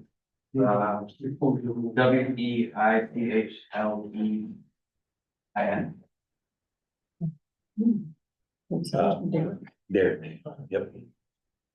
That was a good guy. Yeah. I really, thank you very much. Yeah, you're right. I'll second that motion. Okay. All those in favor? All right.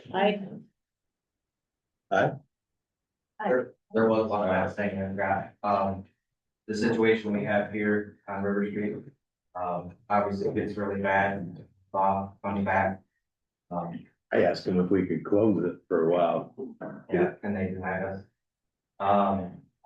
We got 2 engineer studies that we've already looked at from here on engineering, and we're taking those into consideration. There's one of them was reconstruct from the intersection all the way up past Township parking lot. Just doing that little section. One was with the drain that ties into Rapid City Road, which they put along where the sidewalk is currently. That's a little bit more expensive. I think better solution is just to lower the grade, make it a little wider, let the water just gradually go down to Rapid City Road and make its way to the drains that are already there. Jeff, we appointed Jeff to take those bids. And I've already contacted the company on it. did you? Okay. Contact, we're gonna give you some free bids for reconstructing it, paving. And we'll be able to have those for you guys. awesome. Road commission will kick in part of that too, I'm told, so. Maybe we can switch it from 80-20 to the opposite. We pay 20, they pay, like that. No problem. Okay, moving on to supervisor correspondence. I've been in communication with the Cintas Corporation, and we're gonna get our rugs and uniforms for about 20 to 25% of what we have been paying. Nice job. That Cintas company just signed up with that My Deal thing, so we're getting a good government discount on that. I literally got it down to like 1/3, and I added a couple rugs, so we have a few extra rugs to work with, but that should be happening here very soon. I have a request, and this is an annual request, for flags and flowers for the Clearwater Township Cemetery. Usually allow a $500 budget for that. And I don't think that much is spent, but we allow up to that, so I would make a motion that we allow Joanne Childs to purchase flags and flowers for the township cemetery, not to exceed $500. Let's second that. Hey, question. Motion on the floor, sorry, sir. Second. Oh. Just 1 second, okay. Is that a roll call? Yes, we're spending money, so I probably should, yeah. All right. Motion to authorize Joanne, now is that for reimbursement? Pardon? No, it's to authorize her to, it will be a reimbursement. It'll be a reimbursement, right? You'll pay for them and then Last year, reimburse you? Jim ordered the flags with the credit card. Oh, okay. So I'll let him know that, he ignore that, the flowers I get, where I can get them in least expensive, so I usually charge them with my card that reimburse. Okay. All right, roll call vote, David Foss? I'm staying. Okay. Bob Underhill? Michelle Jackson? Yeah. Jim LeFew? Yes, Christine Johnson, yes. motion carried. Gary? On the flags for veterans, is that what? Yes, sir. Yes. How many do you have? I'm thinking. We have over 200 more gets added. So we're talking, I usually make sure we have 2 gross on hand. I have some left over from last year, so, How many do you need? You didn't know. it will depend on how many more veterans we have in the past. Oh, not a lot. Yeah, I think it was like 230, 40 last And you year, need them by when? by Memorial Day. Okay. Weekend before Memorial Day. We have a certain amount, the ones we bought, the past were way past, not the ones. Yeah, well, the cheap ones, they didn't last. These are, we've ordered this ever since 21. Yeah. And these last all the winter, unless it's really bad. So that's what we have. I'll talk to you. Through the American Legion. Well, that's where I get mine, Yeah, but we get thousands of them. yeah. Oh, yeah. So they don't miss a couple hundred. La, la, la, la, la. Say it on the record. It's on video, right? It's being recorded. Yeah. It's so good. Okay, keeping on the agenda here. March 13th, we had a negotiating meeting with the hospital on the return of the capital improvement, or excuse me, the millage for capital improvement, I guess. For the hospital. Yeah. And all the townships were in agreement, and we presented to them a written offer that we gave them many reasons that they should fully reimburse us the money that they're required to send back to us. It's 60 months of our payments of tax payments for the hospital millage. It was 1.61 mils. I'm still guessing the number because they don't have because taxes are still rolling in a little bit. But I estimate it's gonna be about $1.2 million that they're gonna have to reimburse. But what we've done is we've thrown them an offer out there saying, you know, this money should just come directly to the townships as the law states.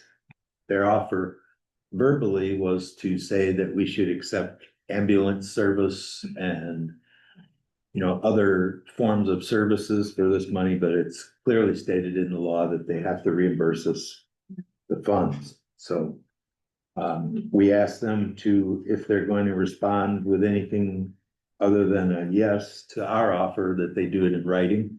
So we're still kind of wading into that subject, so I'll just keep you informed. But it is happening. Okay, old business. I've contacted Parker Harvey, as of just a little while ago today. I hadn't had another response back from him, but I'm continuing to try to get that straightened out, working on it. But the 23rd of this month will be the end of the 30-day waiting period for the eviction notice that we gave him on the 23rd of February. So, no, I don't know what else could take place. You know, they've been notified legally and Make a motion on it. yeah, that's pretty much where it's gonna be, yes. So, again, I'm not Trying to drag my feet on that, but there are waiting periods that are required. So. Keep hammering away at that.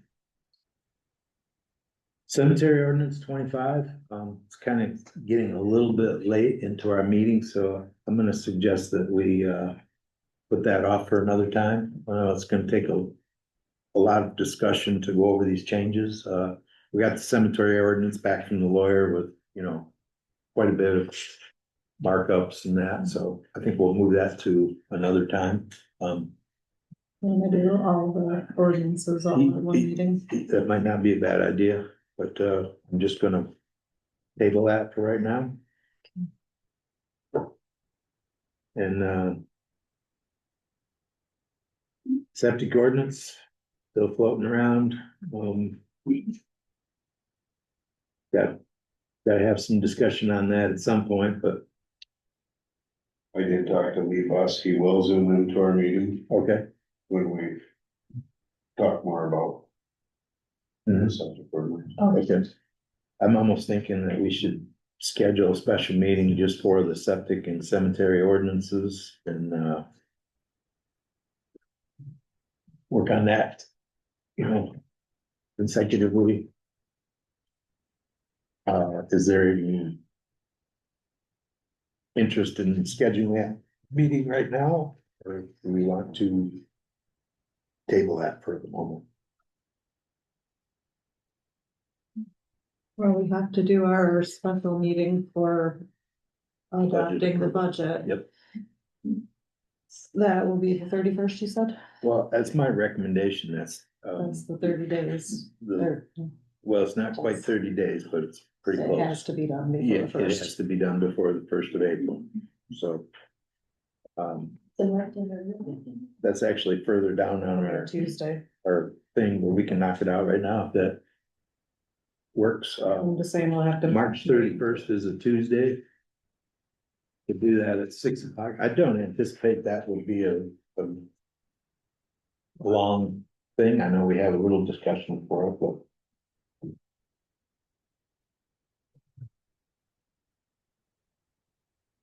I'm just thinking. Anybody have any conflicts with March 31st? I don't. 6 o'clock. Oh, it's a Tuesday night guy. You do? We got our sevens on Tuesday and shovel. Well, it only takes 3 of us to actually do that, so potentially we still could do it if 4 of us are in agreement. Does that work for you, Michelle? Yeah, a Tuesday night. Yeah. On March 31st. Okay, yep. 6 P.M., 6 P.M., okay? That's for budget. So we don't wanna do 3 meetings in a row, do we, or do we wanna try to do the ordinance before that? Do we wanna do it next week?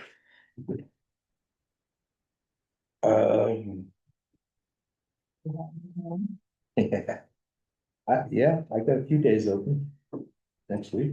If we could do it on a Saturday, check the schedule of the building. The ballot Saturday meeting. Is that a meeting We're talking about looking at the ordinances. Oh, we're back then. Well, since we made that other one, we're just looking to see. Oh, yeah. Where are we gonna meet at? Here or there? Just checking the calendar here real quick.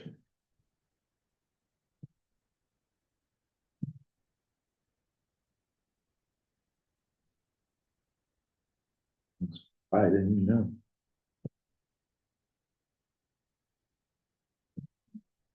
Okay.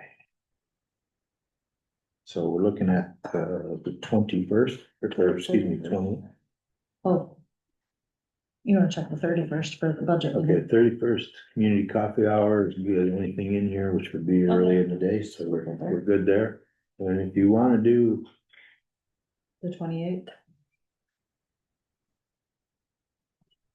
28th is open, 28th of March. yes, that's a Saturday, yeah, it should be a morning. 10 AM, Sounds good for me. That's for ordinance. That would be for the cemetery ordinance and potentially discussion on the septic ordinance. All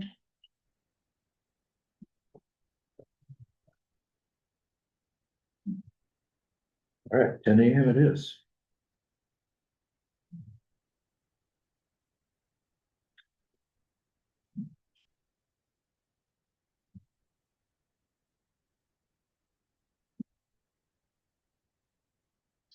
All right.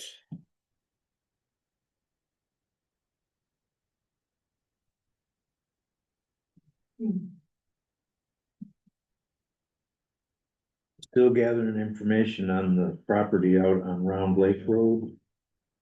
Also known as Clearwater Township School property.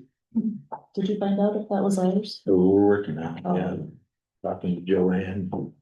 John's looked into it too, but I've got a file started already, let's just say, so there's a lot of. Did you make copies of it? Yes, several of them from Joanne, yeah. I checked our files for township property and there's no mention of that property in any of our files. You would have to literally map those deeds. Yeah. 40 years. Well, it was 1964 or 67 when. And you can maintain. Does the township maintain the property? It's pine. Okay. On to new business. We already have set the date. For the 31st for our budget approval. Okay, ballot language. I know you have some interest in that on. Are both of your millages up? No, just one, just fire, Just the fire fund or? Yeah. Fire equipment. No. just fire. This fire. Okay. And I'm assuming you want to renew it at the. Yes. For rate of that. Yeah. 1 mil, Yeah. for 4 years again. So. It would be 27 through 2030. Okay. And I have the last renewal, language that was put on the ballot, so I'm thinking we can probably still use that, change a few dates and that, Did everybody just hear 2030? That's 2030. Blew my mind for a second. What's that flying? So, I'm pretty sure I will ask, our attorney Brad Weirda, because, it's pretty official stuff there, so but I think we're gonna be okay with this language, just switching some of the dates, but I'll verify it. Okay. And we have till when to do that? We are not having a May election, so that won't be until August or November. And in fact, there was talk of, When then? When would it be due, like July 13th or something like that? To get it on the ballot in August? I think we were gonna hold off and do all of our ballot proposals for November, but, I don't know the deadline for that. Okay. If we do it in August, that's fine. But there, I did hear some talk about them, making it law that ballot proposals for millage have to be in November. I don't think they've passed that yet, so Okay. that's Yeah, potentially. November's fine. We also have Parks and Rec we need to get on there. And is there any other ones? Well, the other one was hospital, but, The hospital's going away. yeah. It won't be renewed even if they don't decide to, yeah. So, and Parks will renew again at quarter mil? It's a quarter mil. And I think we need to, restore our operating millage as well, because it gets reduced annually. Possibly, we'll have to look at that. Yeah, I think it's currently 1. We just recently raised from 0.69 to 1. Back to one, yeah, it was just restored, but it does still go down every year from the head of that. Okay. All right, so we'll verify that and I'll get all 3 of those languages looked at. Brad. Okay. All right, we're down to 14C. And I put this on the agenda today because irregardless of where you stand on this issue, I think that they deserve to have an answer as for whether or not we're gonna enforce or allow the marina to exist. I say marina, but it's a pontoon rental business is what it is. We can't hide from the fact that you are renting pontoons. I think that's legitimate to say. But you know, we're going to be asked at some point here at this discussion, and we conclude whether or not this township is going to ask our zoning administrator to enforce the ordinance that will prohibit this activity, or we're going to allow it. So that is what we're going to decide at this point.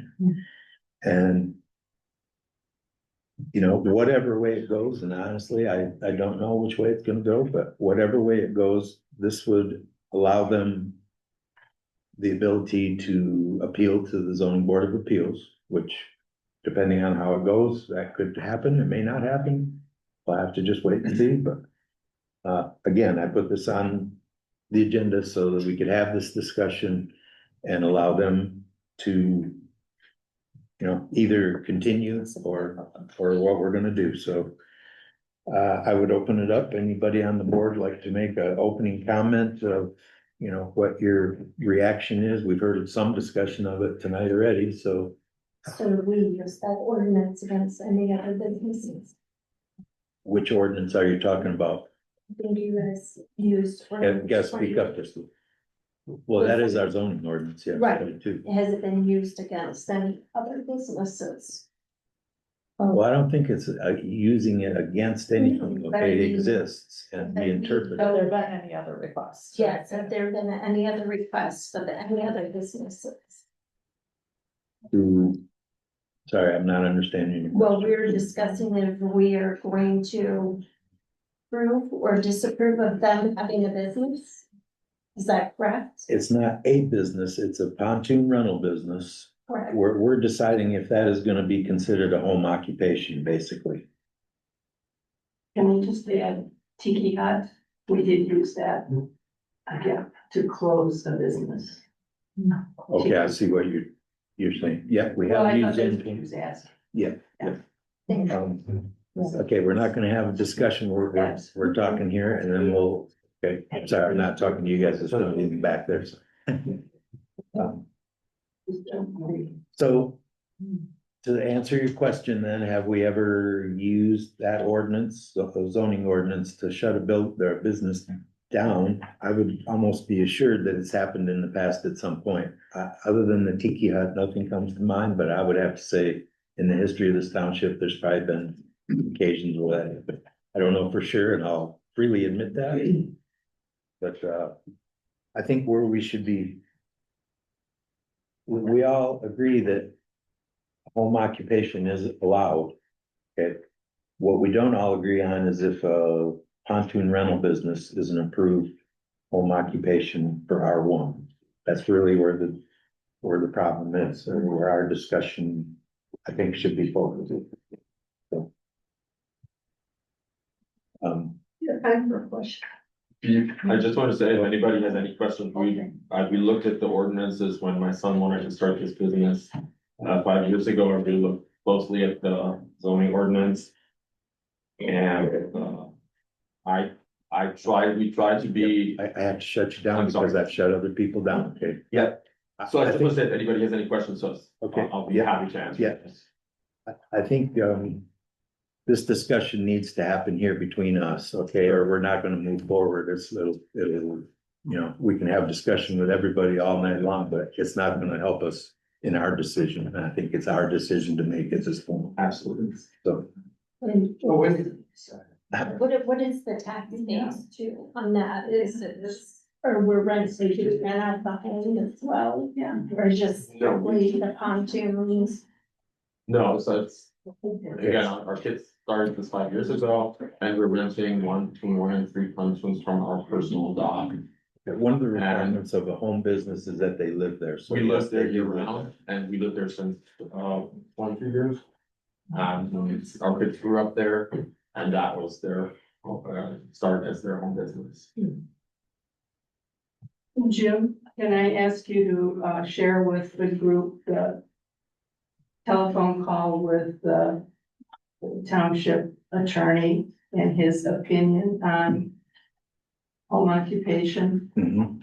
Have you all received that email from Brad Weirdo that I sent probably several weeks ago already, that we had that discussion with our attorney and he gave us our opinion. I emailed it to everyone. What date was that? I'm looking right now at you, so. Probably been 2 weeks since I sent that, maybe even closer to 3. How about this Jack, Rapinoe from Eagle? He said he mistakenly sent something to Whitewater Township. That he meant That was the original, permit. They did go through Eagle and obtained it's called the marina permit, but anybody or any dock that services more than one family, a marina permit is required. I know marina is a big word for, a couple of families sharing a dock, but that is what the terminology is. So anyway, our attorney tells us that he is confident that if we were to not allow it, that we would be more than likely well within our authority to not allow it. And that it would be, he didn't seem to feel that pontoon rental business was a home occupation. And so therefore, if it's not a home occupation, it can't exist in R1. So that was his interpretation. We pay him good money to make those decisions or interpretations. And But it- it's the only rentals are the 3 pontoon boats. There's no other. Apparently that is what it is, yes. That's what it is. I'm not sure if the attorney had all the information at that point, though, because he did not know that we don't take any money on the property. He didn't know, that people just walk across the property and that there's really everything else happens inside the home. I think that information was not available at the time. That's possible, but I'm pretty sure he knows what a pontoon rental business is. I mean, I can only assume that, but I'm pretty confident he knows what a pontoon rental business is. I've got a question. I think I have to wait. Yeah, That's fine. I mean, we may. It's my first week, so just- I can't just have an open discussion or we'll never get through this, so.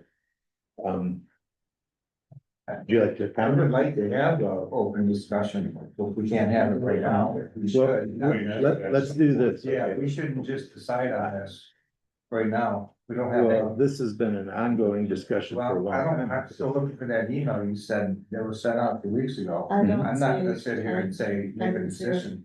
We need to table this, we need to have an open discussion on this. Well, Honestly, I saw it on the agenda and I didn't know what it was about, Yes, because I don't remember seeing any information about it. I would like to do more research on this. I would like to hear what the public has to say.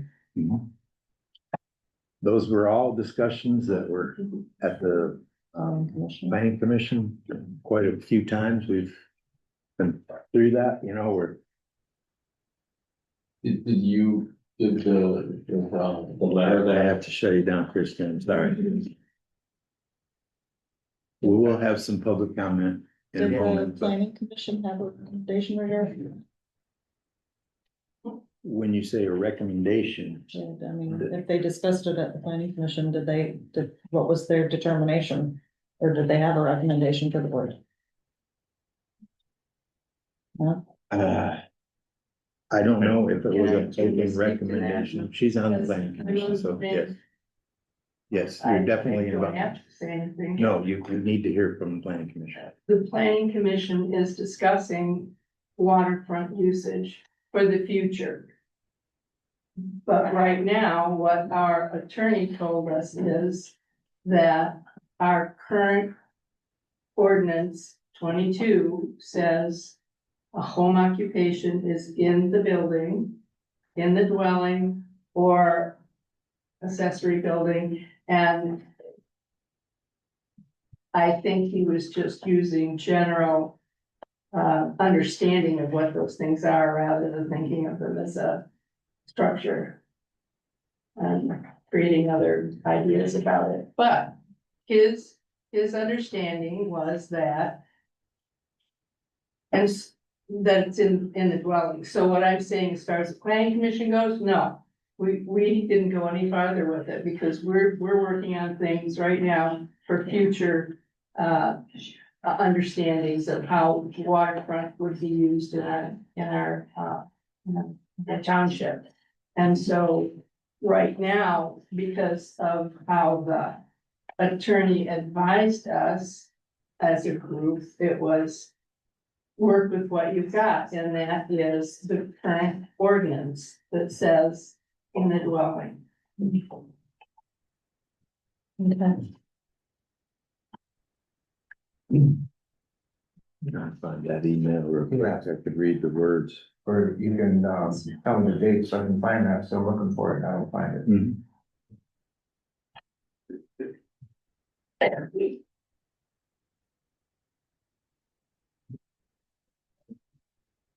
February 24th, it looks like.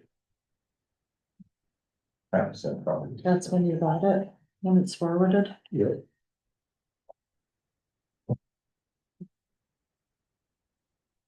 You sent it to the board.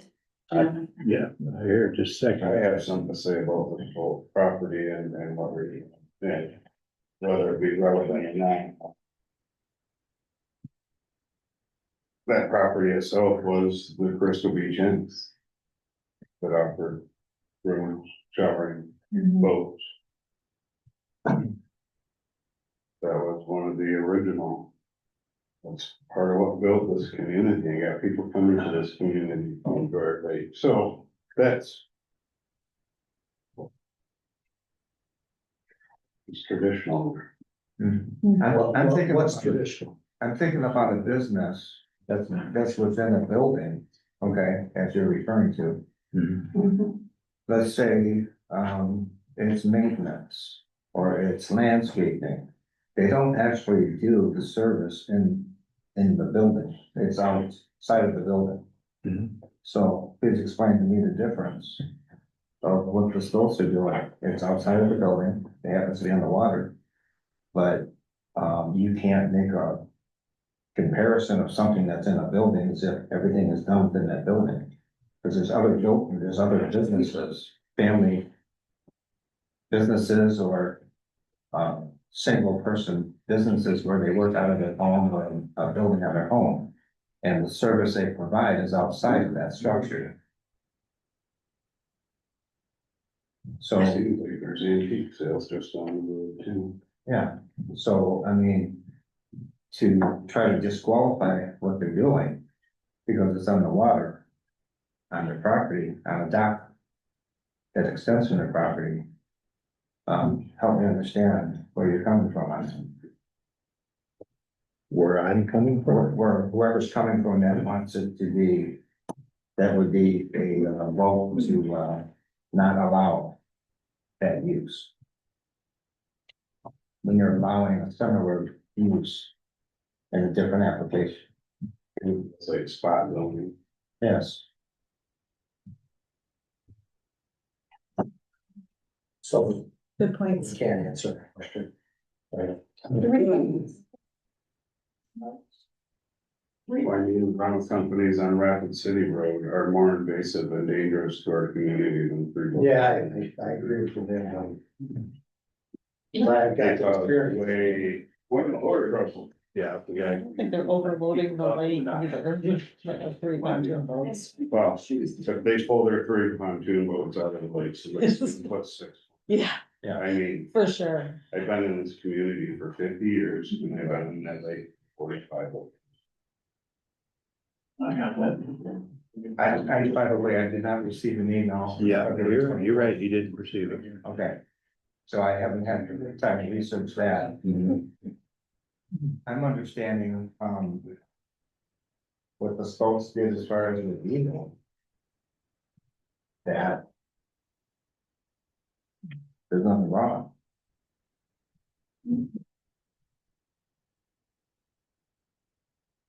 Good. 3 pontoon boats? Yeah, between 1 and 3.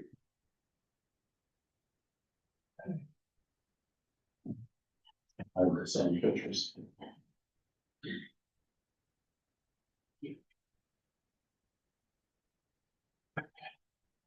Good.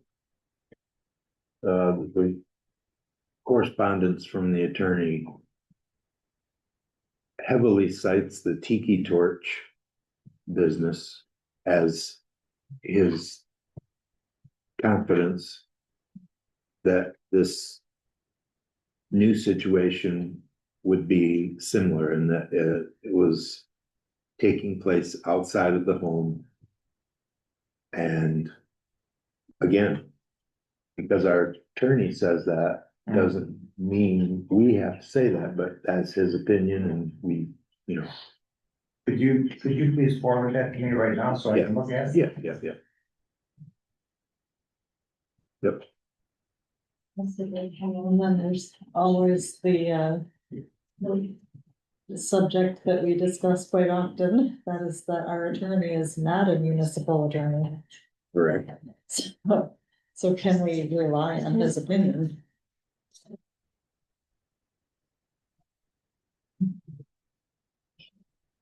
Sadly. We're sending this to everybody right now. I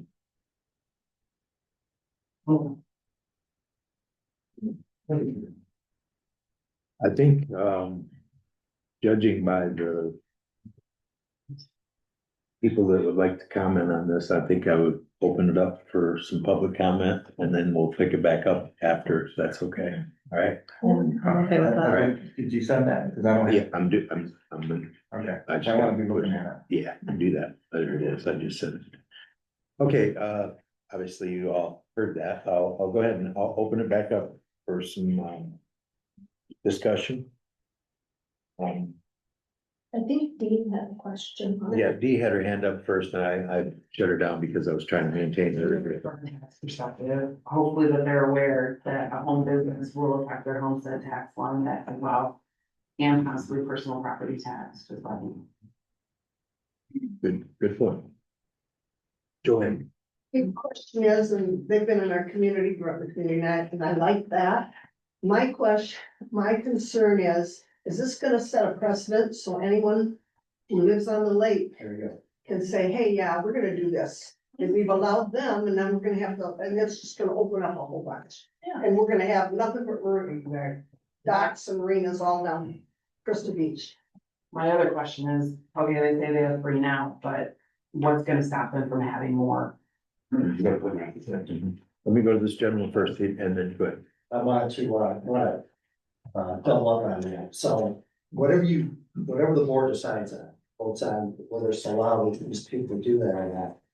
It's gonna have an impact up here, that one decision that the board decides to do is gonna apply to everybody on that shoreline, okay? Zone R1, the whole R1. Yeah. Not just the water. Well, But the state R1 doesn't matter. it's gonna be exploded.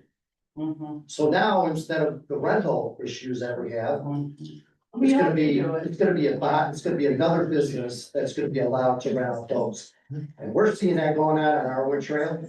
Yeah. It's a joke. I'm not gonna take up my 2 minutes there, whatever. Needs to be another discussion on that. I live on George River. I see it every day. I go down that road and it's a joke. It was a joke during the summer, defecating on the damn road, or, it's just a terrible thing. You know, in the old days, when the park was full, that was it. Yeah. Okay, that was it. You can still launch a boat, but you couldn't park in it. Because you put people outside of the park, it goes into another category, which is the county road issue. Somebody gets hurt out there, that's a whole nother lawsuit. And they're all coming off that road drunk. I got them going down the river at 40 miles an hour. You know? So I understand them getting a business going, have some extra money, I understand all that, but it's gonna open up Pandora's box. And we've already got it with the long boats. Christian and Jeff. Maybe one quick information. So we only have a permit for 3 rentals, so we're not, that's what we have, and we don't anticipate, or we don't plan to do anything else. We actually plan to do less than that in the future. The other thing is that you can only rent pontoons as a home-based business if you actually live there. So not everybody can open these rental businesses. It's only if you have your homestead there. We highly think that most rental people that are retired along the shoreline are not renting. We're pretty much the only ones with kids there. So we live there year round. Our kids are willing to run this. And so I don't see other people even being able to run it because they have to live there. It has to be their homestead. So not somebody can come in. And you do need a DNR permit, which we were the last ones to get to launch your boats from public lands, which we do once a year to put them in the water and to take them out of the water. If the board decides to vote against businesses that have just a little part of their operation outside, I believe it affects every other business. It affects people who sell firewood. It affects people who cut hair. Person needs to walk from the car to their house to get a haircut. So I think the board should think about all those implications.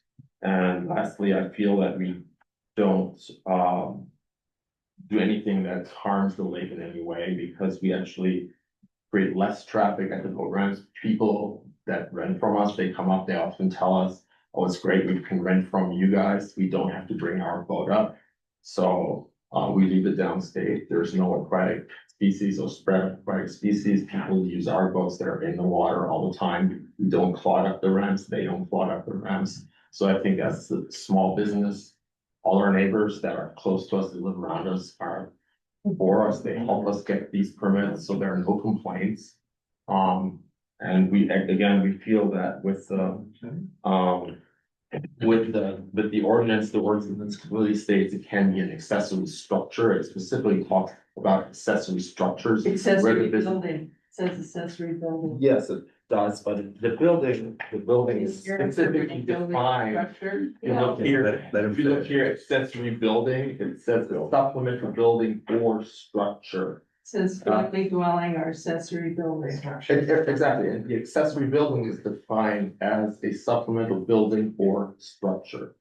So the dock, it's in a different place, it's right, it's the first definition in the zoning ordinance. So the dock obviously is a structure. Well. Correct, and it's starting on land. Let's talk without being interrupted. So, How long does he get? Yeah. I'm gonna hopefully let everybody speak, so, you know, I've let you speak more than 3 minutes, Dale, so. No, You had my 3 minutes. Let's just let it go. Let's just let it go. Again, we're gonna have some discussion, okay, I'm not gonna shut anybody down, but let's go ahead, I said Jeff next and then Michelle. Just finish that sentence. Go ahead. So I just wanted to say the accessory building is defined as a structure, and the zoning ordinance specifically says here on number 2, on the subject of the following limitations, specifically says structures and addition to structures shall be externally no different than structures permitted throughout the residential district. So externally, no different to the residential district, which a dock is not different than any other dock around us. So I think fits completely into that description. Yep. So Yep. one of the things I feel is we've always been short in this township enforcement. We do after the fact. We do no prior proper planning. We are always responsive to an issue that comes up, and that's a little late in most cases.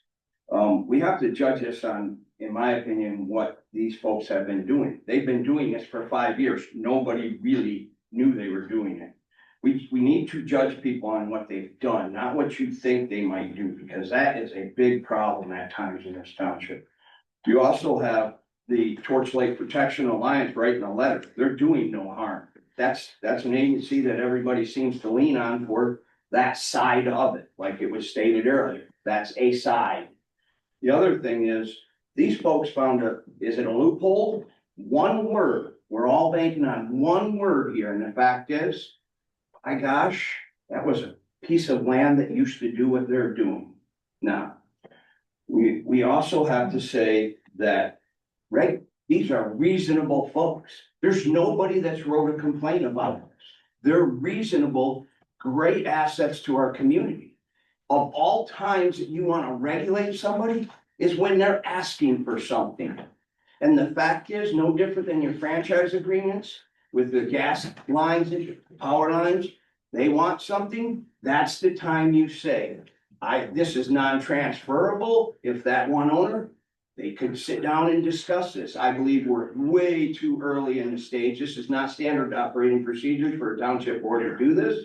And I think we're going way on a limb, and it's gonna cost taxpayers a lot of money to fight, and your attorney is gonna say, let's fight. Thank you for your time.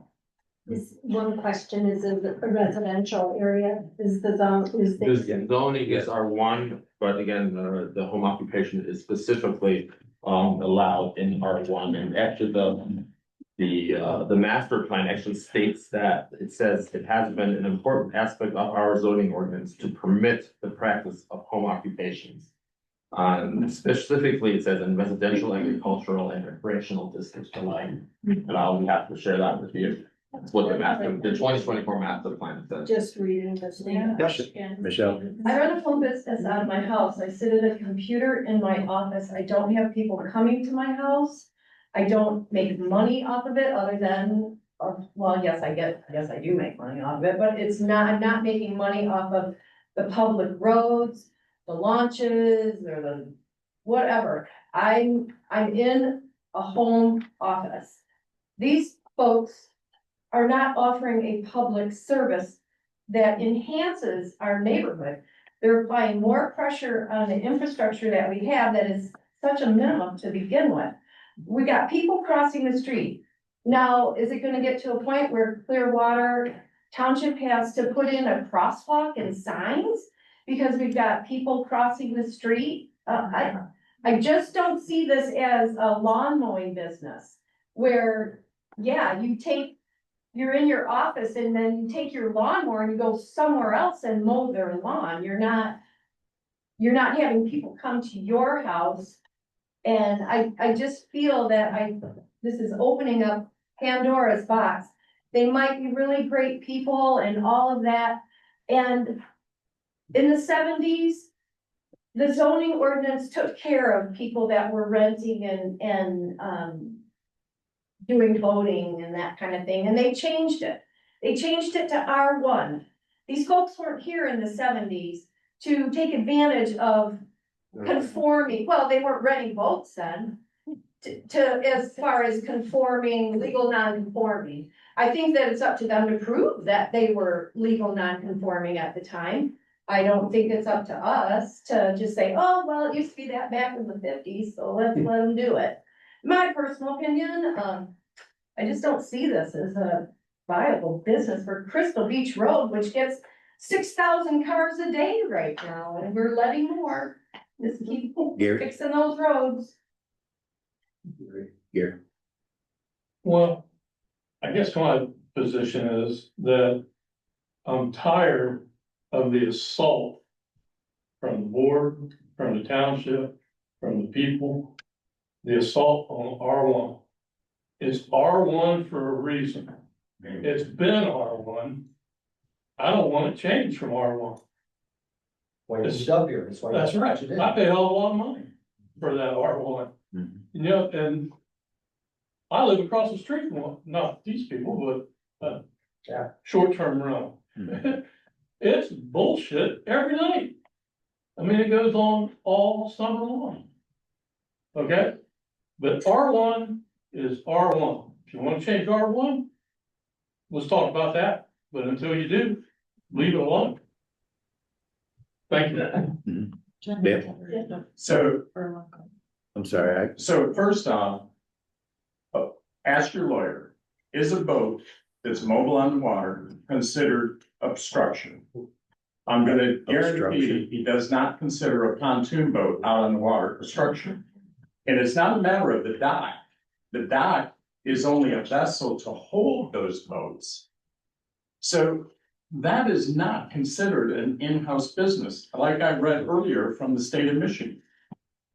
And the second thing is, if you guys allow this, you can bet I'm gonna rent boats and I'm gonna rent them for $5 a day.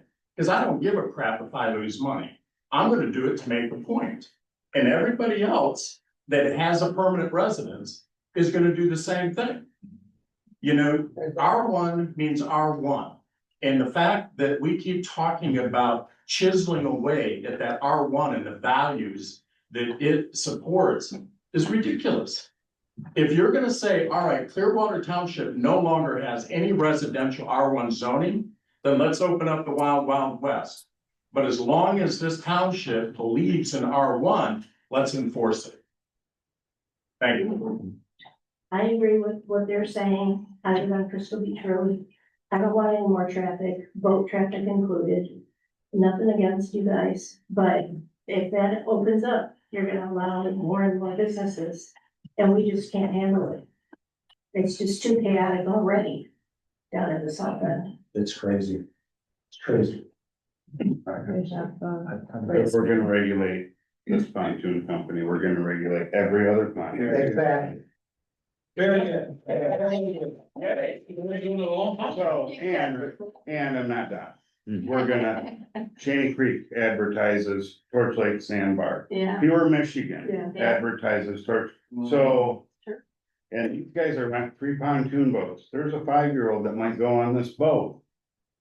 And then 40 years, 50 years down the line, might buy their place. You never know, but it's gonna make that lifelong impression. How long have most of the lake owners been here? And what was their first experience? It wasn't as crowded. Well, Traverse City was smaller Exactly. 20 years ago. Exactly, so as it becomes more crowded, you implement better rules. Yeah, I don't disagree. What's the turnover been over the last 10 years? As far as people, long-term ownership? Okay, how many people just sold out and left? I'll tell you what, a few. there was a hell of a lot of them because they're tired of this shit. I can tell you that John and I sit over there in that office, and on any given day, we take a half a dozen calls from people. What does your short-term rental ordinance say? Yeah. What do you allow? So there are people continuously looking for that. Why did away with it? Well, it's LLCs buying up property. Oh, like just sunsetting it.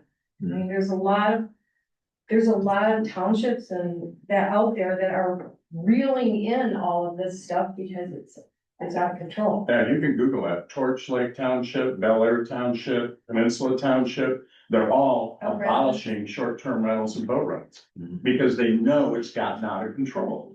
So you know, the next phase, I'm just gonna take a second, but the next phase on short-term rental is, it's gonna be fractional ownership, Timeshare. okay?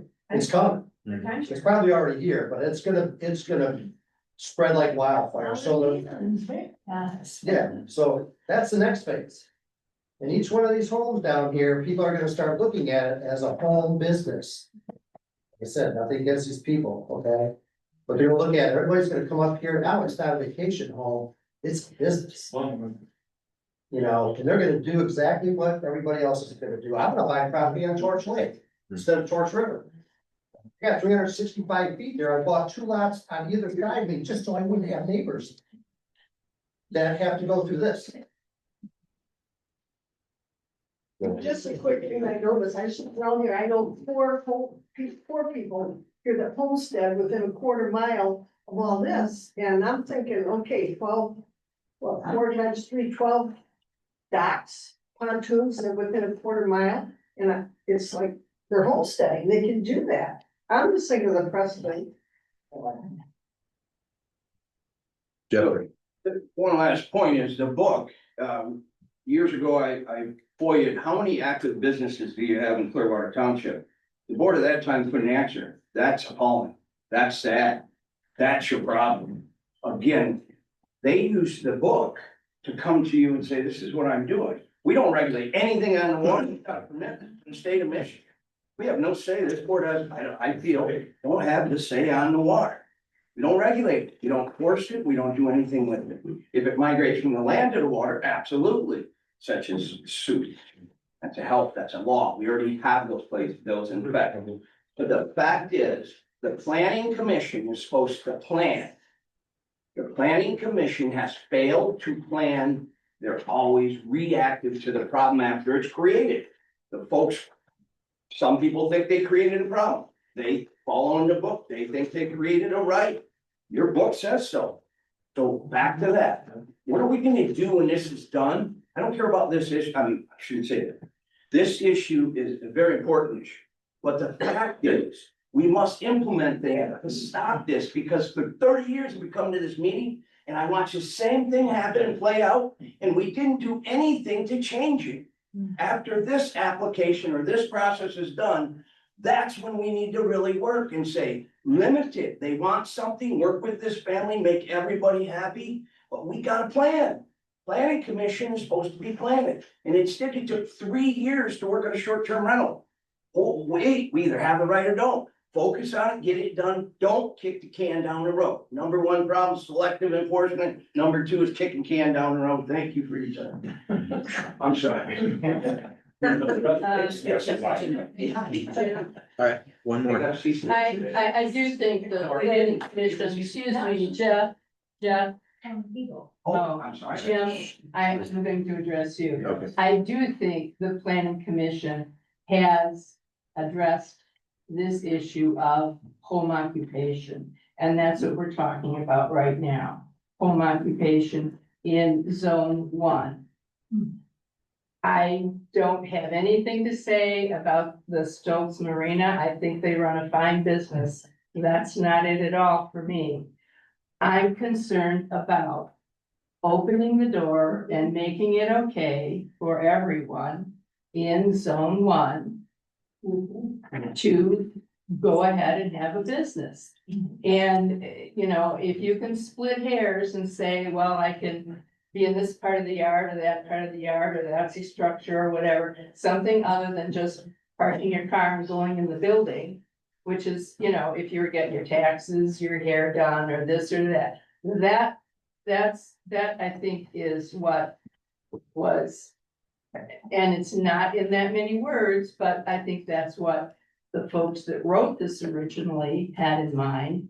A business that you would, a person or someone goes in and has whatever business, gets their insurance, you know, written and taken care of and goes home. It's not out in the yard. It is not out in the yard, and I think that's why they just very simply said in a family dwelling or accessory building. The barn, or we'll turn the barn into an office, something along that line. I don't think they were thinking it could mean a dock. Okay, you know, the other thing is, I don't think the water's got anything to do with it. We're talking about the home occupation. It's in the home, not in their.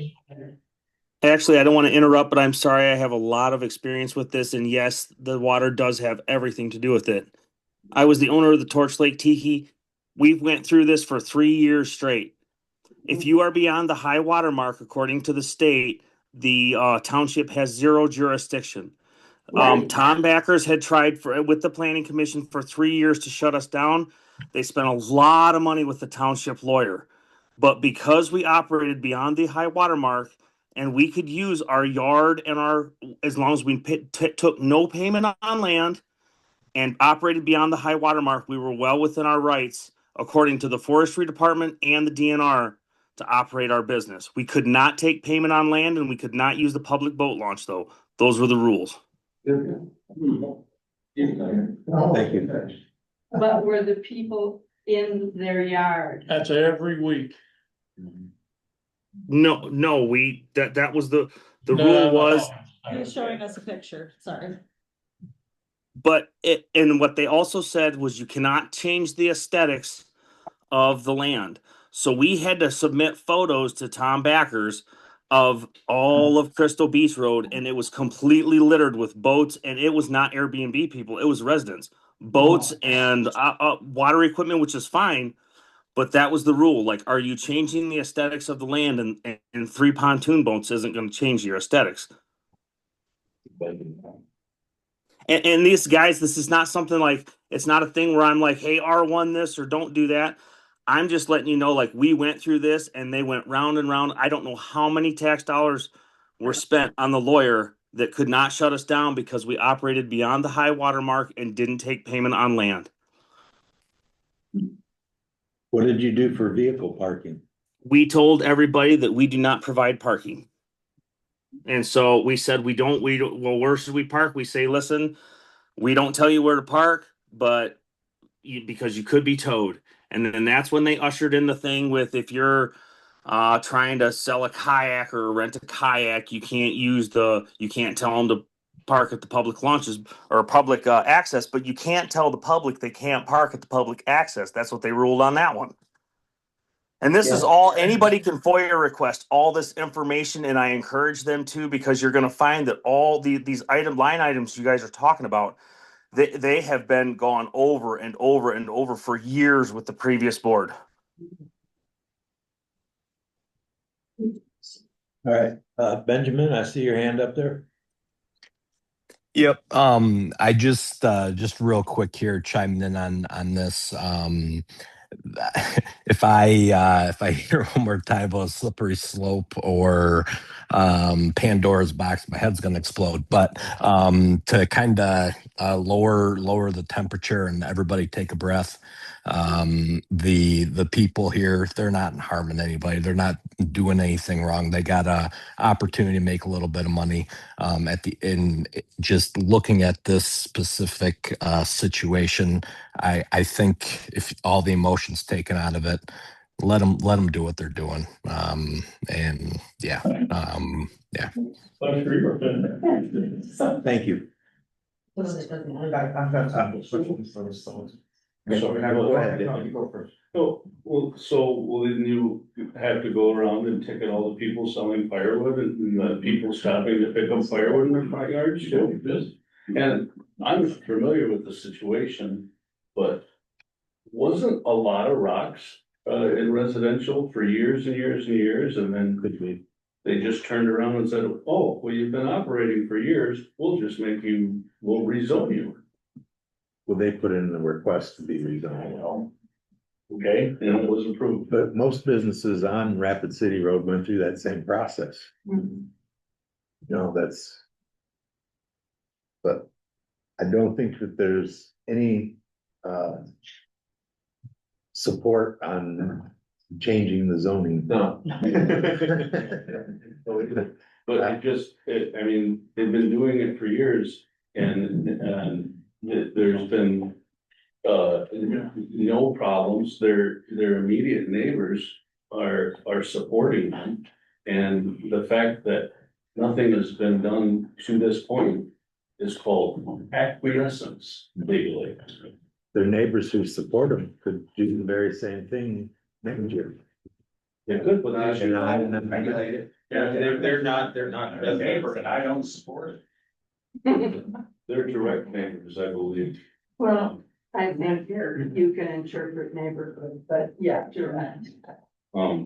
But I mean, it's not like they're asking for anything they're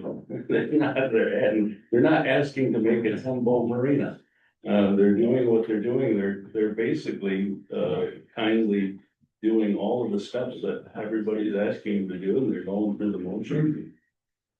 they seem to be operating very politely. And that's great. I don't think anyone has that question. No. Nobody's doing that. I'm glad that that subject has come up because I fully believe that, and TLPA has stated in their letter that they sent out to everyone that they are doing no harm as far as the lake is concerned. And I would agree, invasive species, you're probably preventing some of that. But two of the same aspect, now have they been running not legally, doing it in R1? Two. Or is that illegal that they're doing it in the R1? Well, to be honest, we did not know what was going on. Until they applied for the permit. Then now all of a sudden, they're gonna go illegal and we're gonna award them. I'm just looking at it from a different point. Award them for not complying for 5 years. Yeah. In their interpretation of the ordinance, though, they were not breaking any laws. No. Oh, okay. And that's what So, all legal that's- counsel told us that we are Yeah, within the ordinance. within your rights. I think Teresa Sherman has a question. She's got her hand raised. Go right ahead, Teresa. You're muted, Teresa. You're muted. Is that Justin? Can't hear you. Working on it. Jim, I know one more quote. All right, we'll go to Gary and then until we get Teresa's voice. A lot of experience in the inner city. And a lot of drug houses. Hold on. Mhm. Nobody knew. Okay, they run these drug houses year after year after year. Mhm. Guess what happens when they find out that they're running a drug house and violating the law? They shut it down. Mhm. And you know, it's really no different. You can do it, and you can get away with it, have at it.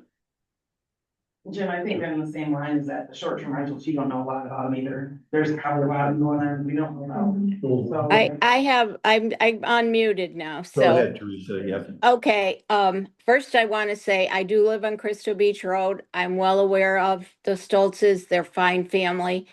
I think they do run, you know, I didn't know they were running a business but they did have signs out and was when I became aware of it.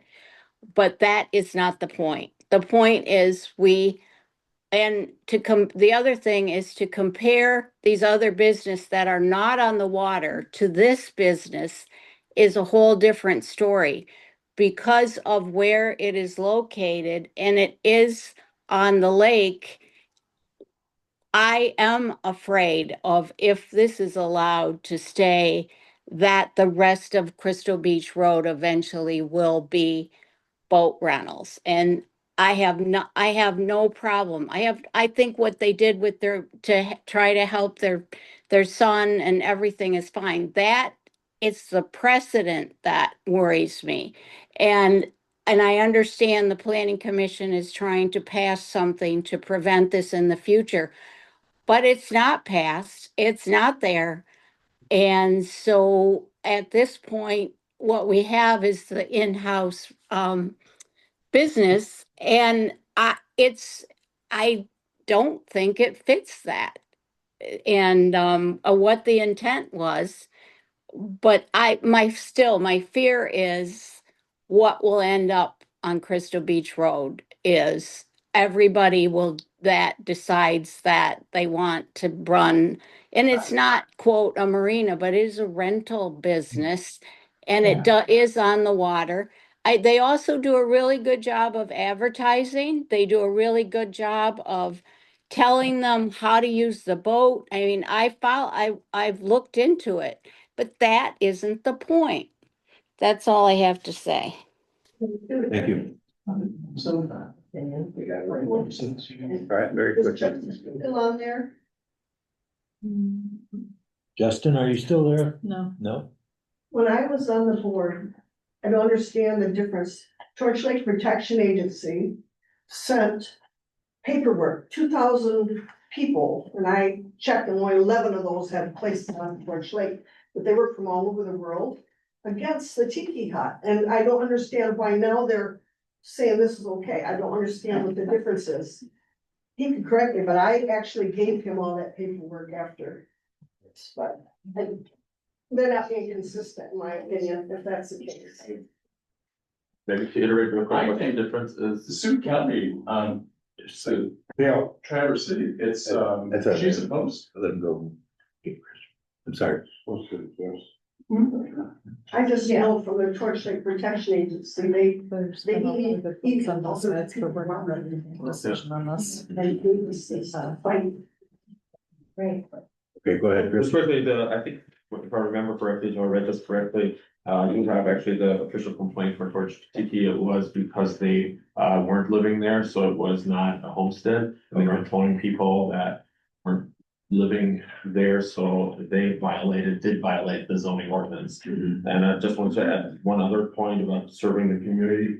We do have actually a lot of residents in the Clearwater Township that utilize us. So we have, like, they usually start the off season when our prices are low. They rent from us, they're locals that live here. So I feel we do provide the service to the community with this. Did you have something, Dale, or? Well, everybody keeps talking about the Torch Lake Protection Alliance. Sue Kelly sent me a note. She's very much opposed to it.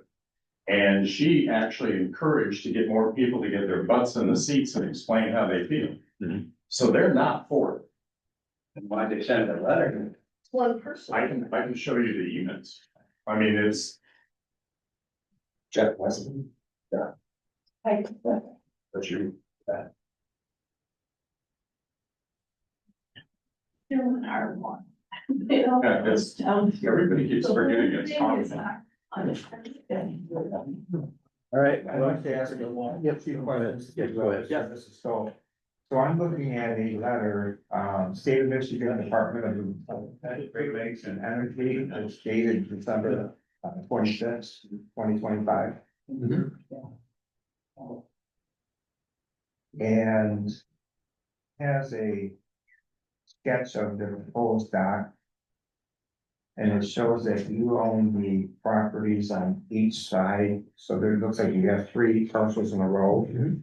And the center parcel is where the dock is from. Yes. Extends The one, yeah. There's that one that you do the rentals from. Yeah, it's all our homestead there. Well, yeah. Okay, but it looks like there's 3 different addresses and parcels there. The parcels do have, they're next to each other, they do have separate addresses, yeah. Yeah, I see. Okay, then I also see the Bukowski Family Trust. Next to one of your properties, which is, okay. Robert and Lisa Calkins. Yeah, those are our immediate neighbors. Okay. Those are the ones that actually helped us obtain that permit. Okay, so where do people park? We do have them park on our property. We have property across the street, so we actually have a space where they can park. Okay. It's in the woods. It's not really visible from the road. Okay. Did Eagle or anyone from the state of Michigan send anything to you that opposes this? They sent us a violation notice in the early fall because there was an anonymous complaint that we were renting from our personal dock. And so we received that violation notice, and we weren't aware that we do need, if we rent from our personal dock, that we do need this Eagle permit. And that's actually why we applied for the Eagle permit. I called the same day and asked directly, or not actually, the guy that sent us the email, and I inquired about how to obtain this permit. And they gave me instructions, go to the portal. They told us what to do, and we just followed their instruction, applied for the permit. We needed to get the consent from our neighbors, which we did, and we submitted everything, and the permit was granted to us. So the permit was granted? Oh, yes, yes. He originally sent it to Whitewater Township when they approved it. That's why there's the confusion there with Whitewater Township. Okay. Can Because I we've add had, something well, hold on a second. because We've had some discussion on this, and it's like about it getting out of hand. Some people concerned about it getting out of hand.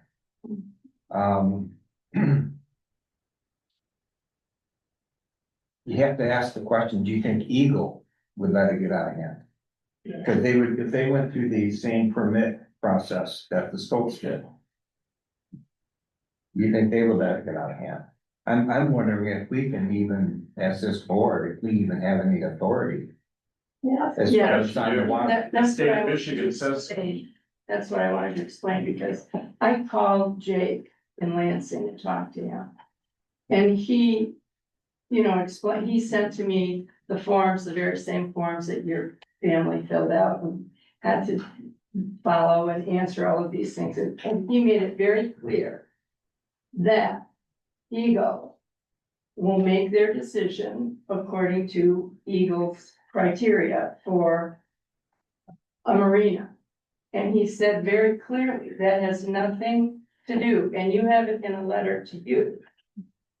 Nothing to do with your local ordinance. Local ordinance trumps their decisions. They gave them a permit, and they gave them a permit, and that's all well and good. Nobody's questioning that. But our ordinances, and you can call him up and find that out, and he put it in writing for you. That our ordinances are a step above that. What our township decides makes the final decision. I think you read that too, where it says it gives them no authority or no Right. right to Yes. violate our. Right? Okay, but it's good that everyone knows this. Yes, oh, Okay, yes. so we're talking about this, and a lot of people. I thought you all had those. Well, there's a lot of, some members of the public that don't have Yeah. such information, all right, about ego and, okay. It's a little different than that, though. Eagle makes their determination without asking the township. They make their determination on the water. That's all they do. They do not look at the shoreline. So they permit the dock, and the township does the permitting on land or on the, what's not on the bottom. So they permit from the water line into the lake, while the township permits what's happening on land. So that's why they don't follow any township guidance. They do what they think is right. And they just, what the Eagle people say, they just say the township makes their own rules on land. But it doesn't say that the township can overrule the Eagle permit. No, not. I just wanted to clarify that Okay. there's a line, those two are different. It's not that the township trumps Eagle, it's that they're responsible for different areas. They have different jurisdiction. They have different jurisdictions. Okay, so earlier, you feel you're justified by the current ordinance. Correct. Okay, now, have you consulted, do you have an attorney that agreed or that has informed you of that? Yes, Do you have any correspondence from that attorney? currently not. We've just talked to him because this came up really quickly and we have to only talk to him. Okay. But I think it would be helpful to have that. Yeah, I can, as soon as I have it, I can provide that to the board. Okay, with that being said, I don't think we should be voting on this No, tonight. no, we're not ready to vote on it. But Jim just said your own attorney Yeah, gave an opinion on this. that's true, but That's your township attorney. Why you paying him if you're not gonna listen to him? that It's a attorney, little bit different on the home occupation, I just read that deal. And the attorney did say, but they were not homesteaded at Peaky. Well, I think asking your attorney is both not considered structure under the ordinance. just, yeah, It's a simple question. just because he's our attorney, doesn't mean whatever he says is right. Well, we can get more attorneys involved. I mean, if you've been to other board meetings and heard Jim say, hold on a second. If you've been to other board meetings and heard Jim say, Oh, she's got her hand up too. we're just satisfied with our attorney, we've been talking about getting a different one. Yeah, we don't have a municipal attorney. Yeah, so we need a different opinion from an attorney on our behalf, not just go with the one that we currently have. Got a question, this is a quick question. So, Yes. when you guys applied for, put the application in for state and all that stuff, did they require an environmental impact? Yes, Did you, we filled all that out. That was all, but so you got 3 boats, 8 people per boat, 24 people. It Could depends. be 24 cars, right? Not really. Could be, yeah, let's just say 12 cars. We've operated since 5 years. We have an average of about 4 cars. We sometimes 4 rent, cars for 3 boats? on average, we sometimes rent the boats out to other places. So So let's just say people that- on Torch Lake that have houses on Torch Lake, we Right. sometimes rent from us. We sometimes bring pontoon there for multiple days. So we don't have these boats that are being rented every day from the farm. Usually try to pack those things up because of the cost. You know what I'm saying? They usually try to fill the boats up. We usually, again, and we're always happy if people rent for multiple days, so So, I'm just saying, that's the average. so what I'm just, I guess the other, the environmental impact that they required for you to fill out. There wasn't any rules on how many cars you? No, they just look, they just look on the water side, and again, we've been doing this since 5 years, we have never had any issues that we had too many cars. And then you don't have any intentions to clearing out the land across the road for parking? It wasn't cleared out, actually, there was one tree that was sitting in the middle that got blown over in a storm 6 years Right, you ago. had no plans on clearing that for? Oh, no, why? No, Yeah, have parking for the people. we have parking. No, Here, No you problem. are looking to purchase 40 more pontoons and no. create an entire. Please not. parking Okay, we're gonna have to, Yeah, I think so. we're gonna have to shut the conversation down. Yeah. Do you know that we can push that? Well,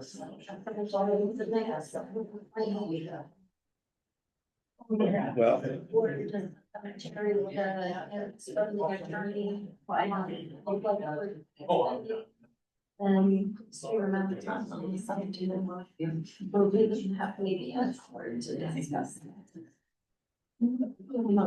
Yeah. Whether it's if closed the board session. agrees to that, if we wanna make that decision then, I think that would be, allow some more study time. Thank you, Eric. Yeah.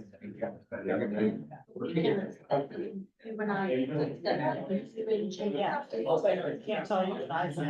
Right, you can't. Right, he said that. Alright, I think what we'll have to do here is, I don't wanna use the term table, but let me see us making this decision right this moment.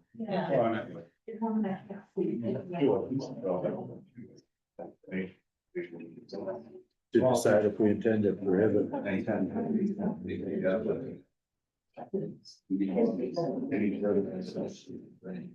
Yeah, yeah. Finish. Alright, let's come back to the meeting, please. Thank you.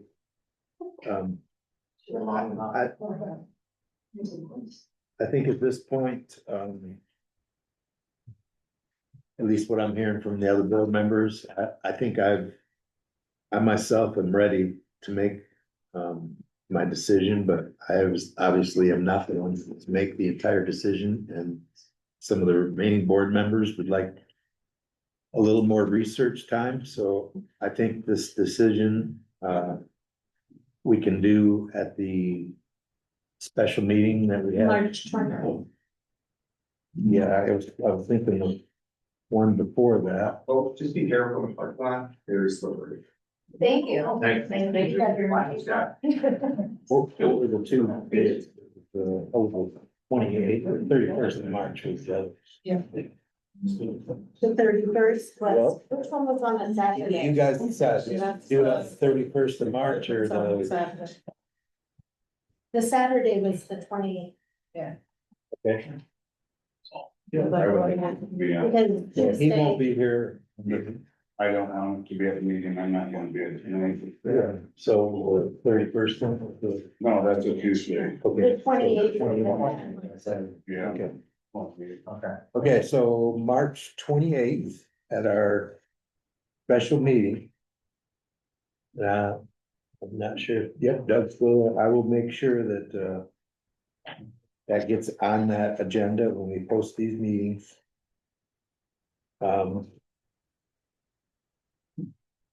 We'll pick the discussion back up and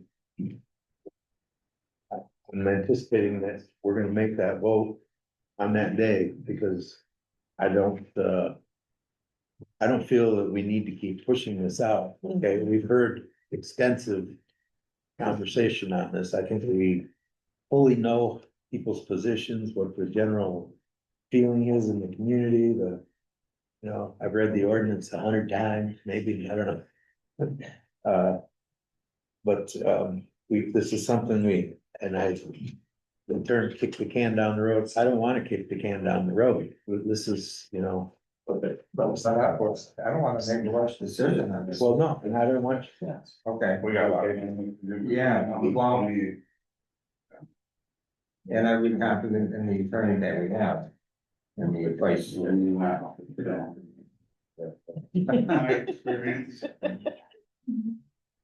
I'll be there. And again, there is an appeal process. After our decision, whatever that turns out to be, there still is an appeal process.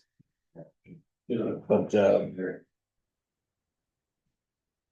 I don't see us making that decision at this moment. So March 28th. Add that to the agenda. 9 days. 9 days. Close the side. All right,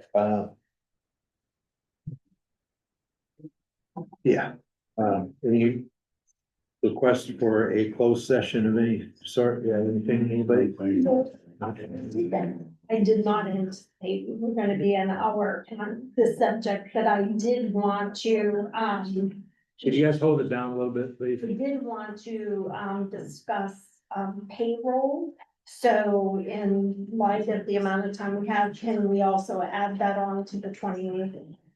It's Thursday. And it's only gonna take maybe about 15 minutes. Payroll, Yep, just on the 28th? yep.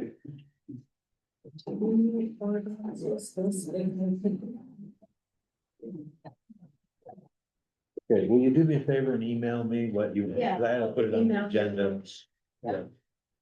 What exactly on payroll is it that you need? We've discussed it several times, like the 24 weeks, the monthly, or the 26 weeks, so we need to get it narrowed down for when we're doing our phase 3 for the policies, because of the policy procedure, so. Pay period policy. Yeah.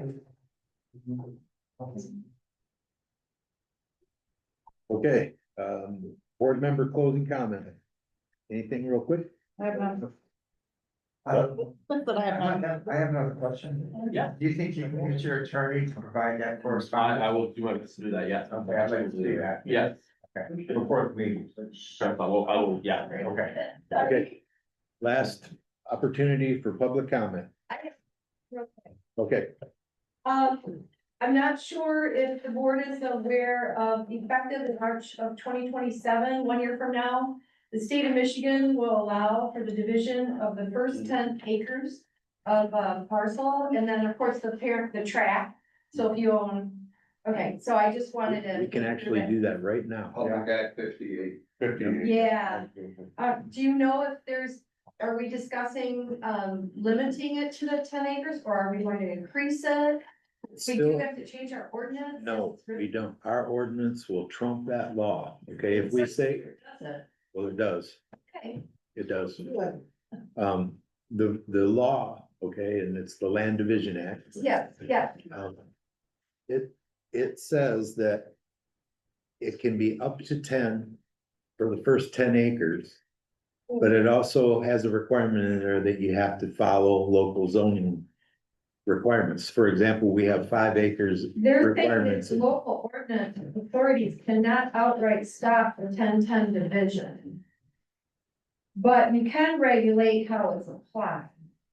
So for example, you can choose to limit the number of parcels created while still compliant with. In other words, you own 30 acres, instead of giving them 30 houses, you put a limit on that and say, okay, we're only gonna allow you 10. It's our zoning, yeah. Yeah. It's our, it does not change our local requirements. I just wanted to bring it up. because Yep. it wasn't sure. Yep. Thank you very much. Yeah, and there is a clause in there that says that townships do not have to wait that year till 27. We can actually do that now, but We it's. just went through that with planning commission and. Yep. What part of No, you're fine. I had one. This is public comment. People. Jack Rustin Yall was the guy that, gave us the permits. What was the? Jack Rossignol. And you can find that if you go online to their, on the website. There is, you can actually see every permit that they gave out on their website and. Yeah. Okay, just a couple minutes, people, please, and then you can talk all you want. Any other public comment? Did you have any other communication that you received from legal about that property and the permit was issued to you? Not acting permit was issued. Motion to adjourn? The Eagle permit is on the water, it doesn't have anything to do with land. No, I'm just asking a question that's Okay. specific to something else. I thought the question was if they put any other restrictions on the land, and I was just trying to let you know that it's on the. No. Okay, now motion to adjourn? If somebody wants to make that, well, actually, I'm still inquiring if there's any public comment. I don't see any, so yes, a motion to. Thanks, Joe. Thank you, thanks to the all. Motion to adjourn. I think tonight was about. I'll second that motion. Thank you. All in favor? Good meeting, everybody. Yeah. It's getting better and better, right? Set up a concession stand in the corner, but somebody would try to find me something. We just have a 24-hour meeting. Yeah. Continuous meeting. Join when you can tell me. Jim, I'm Linda Jarris. I'm the director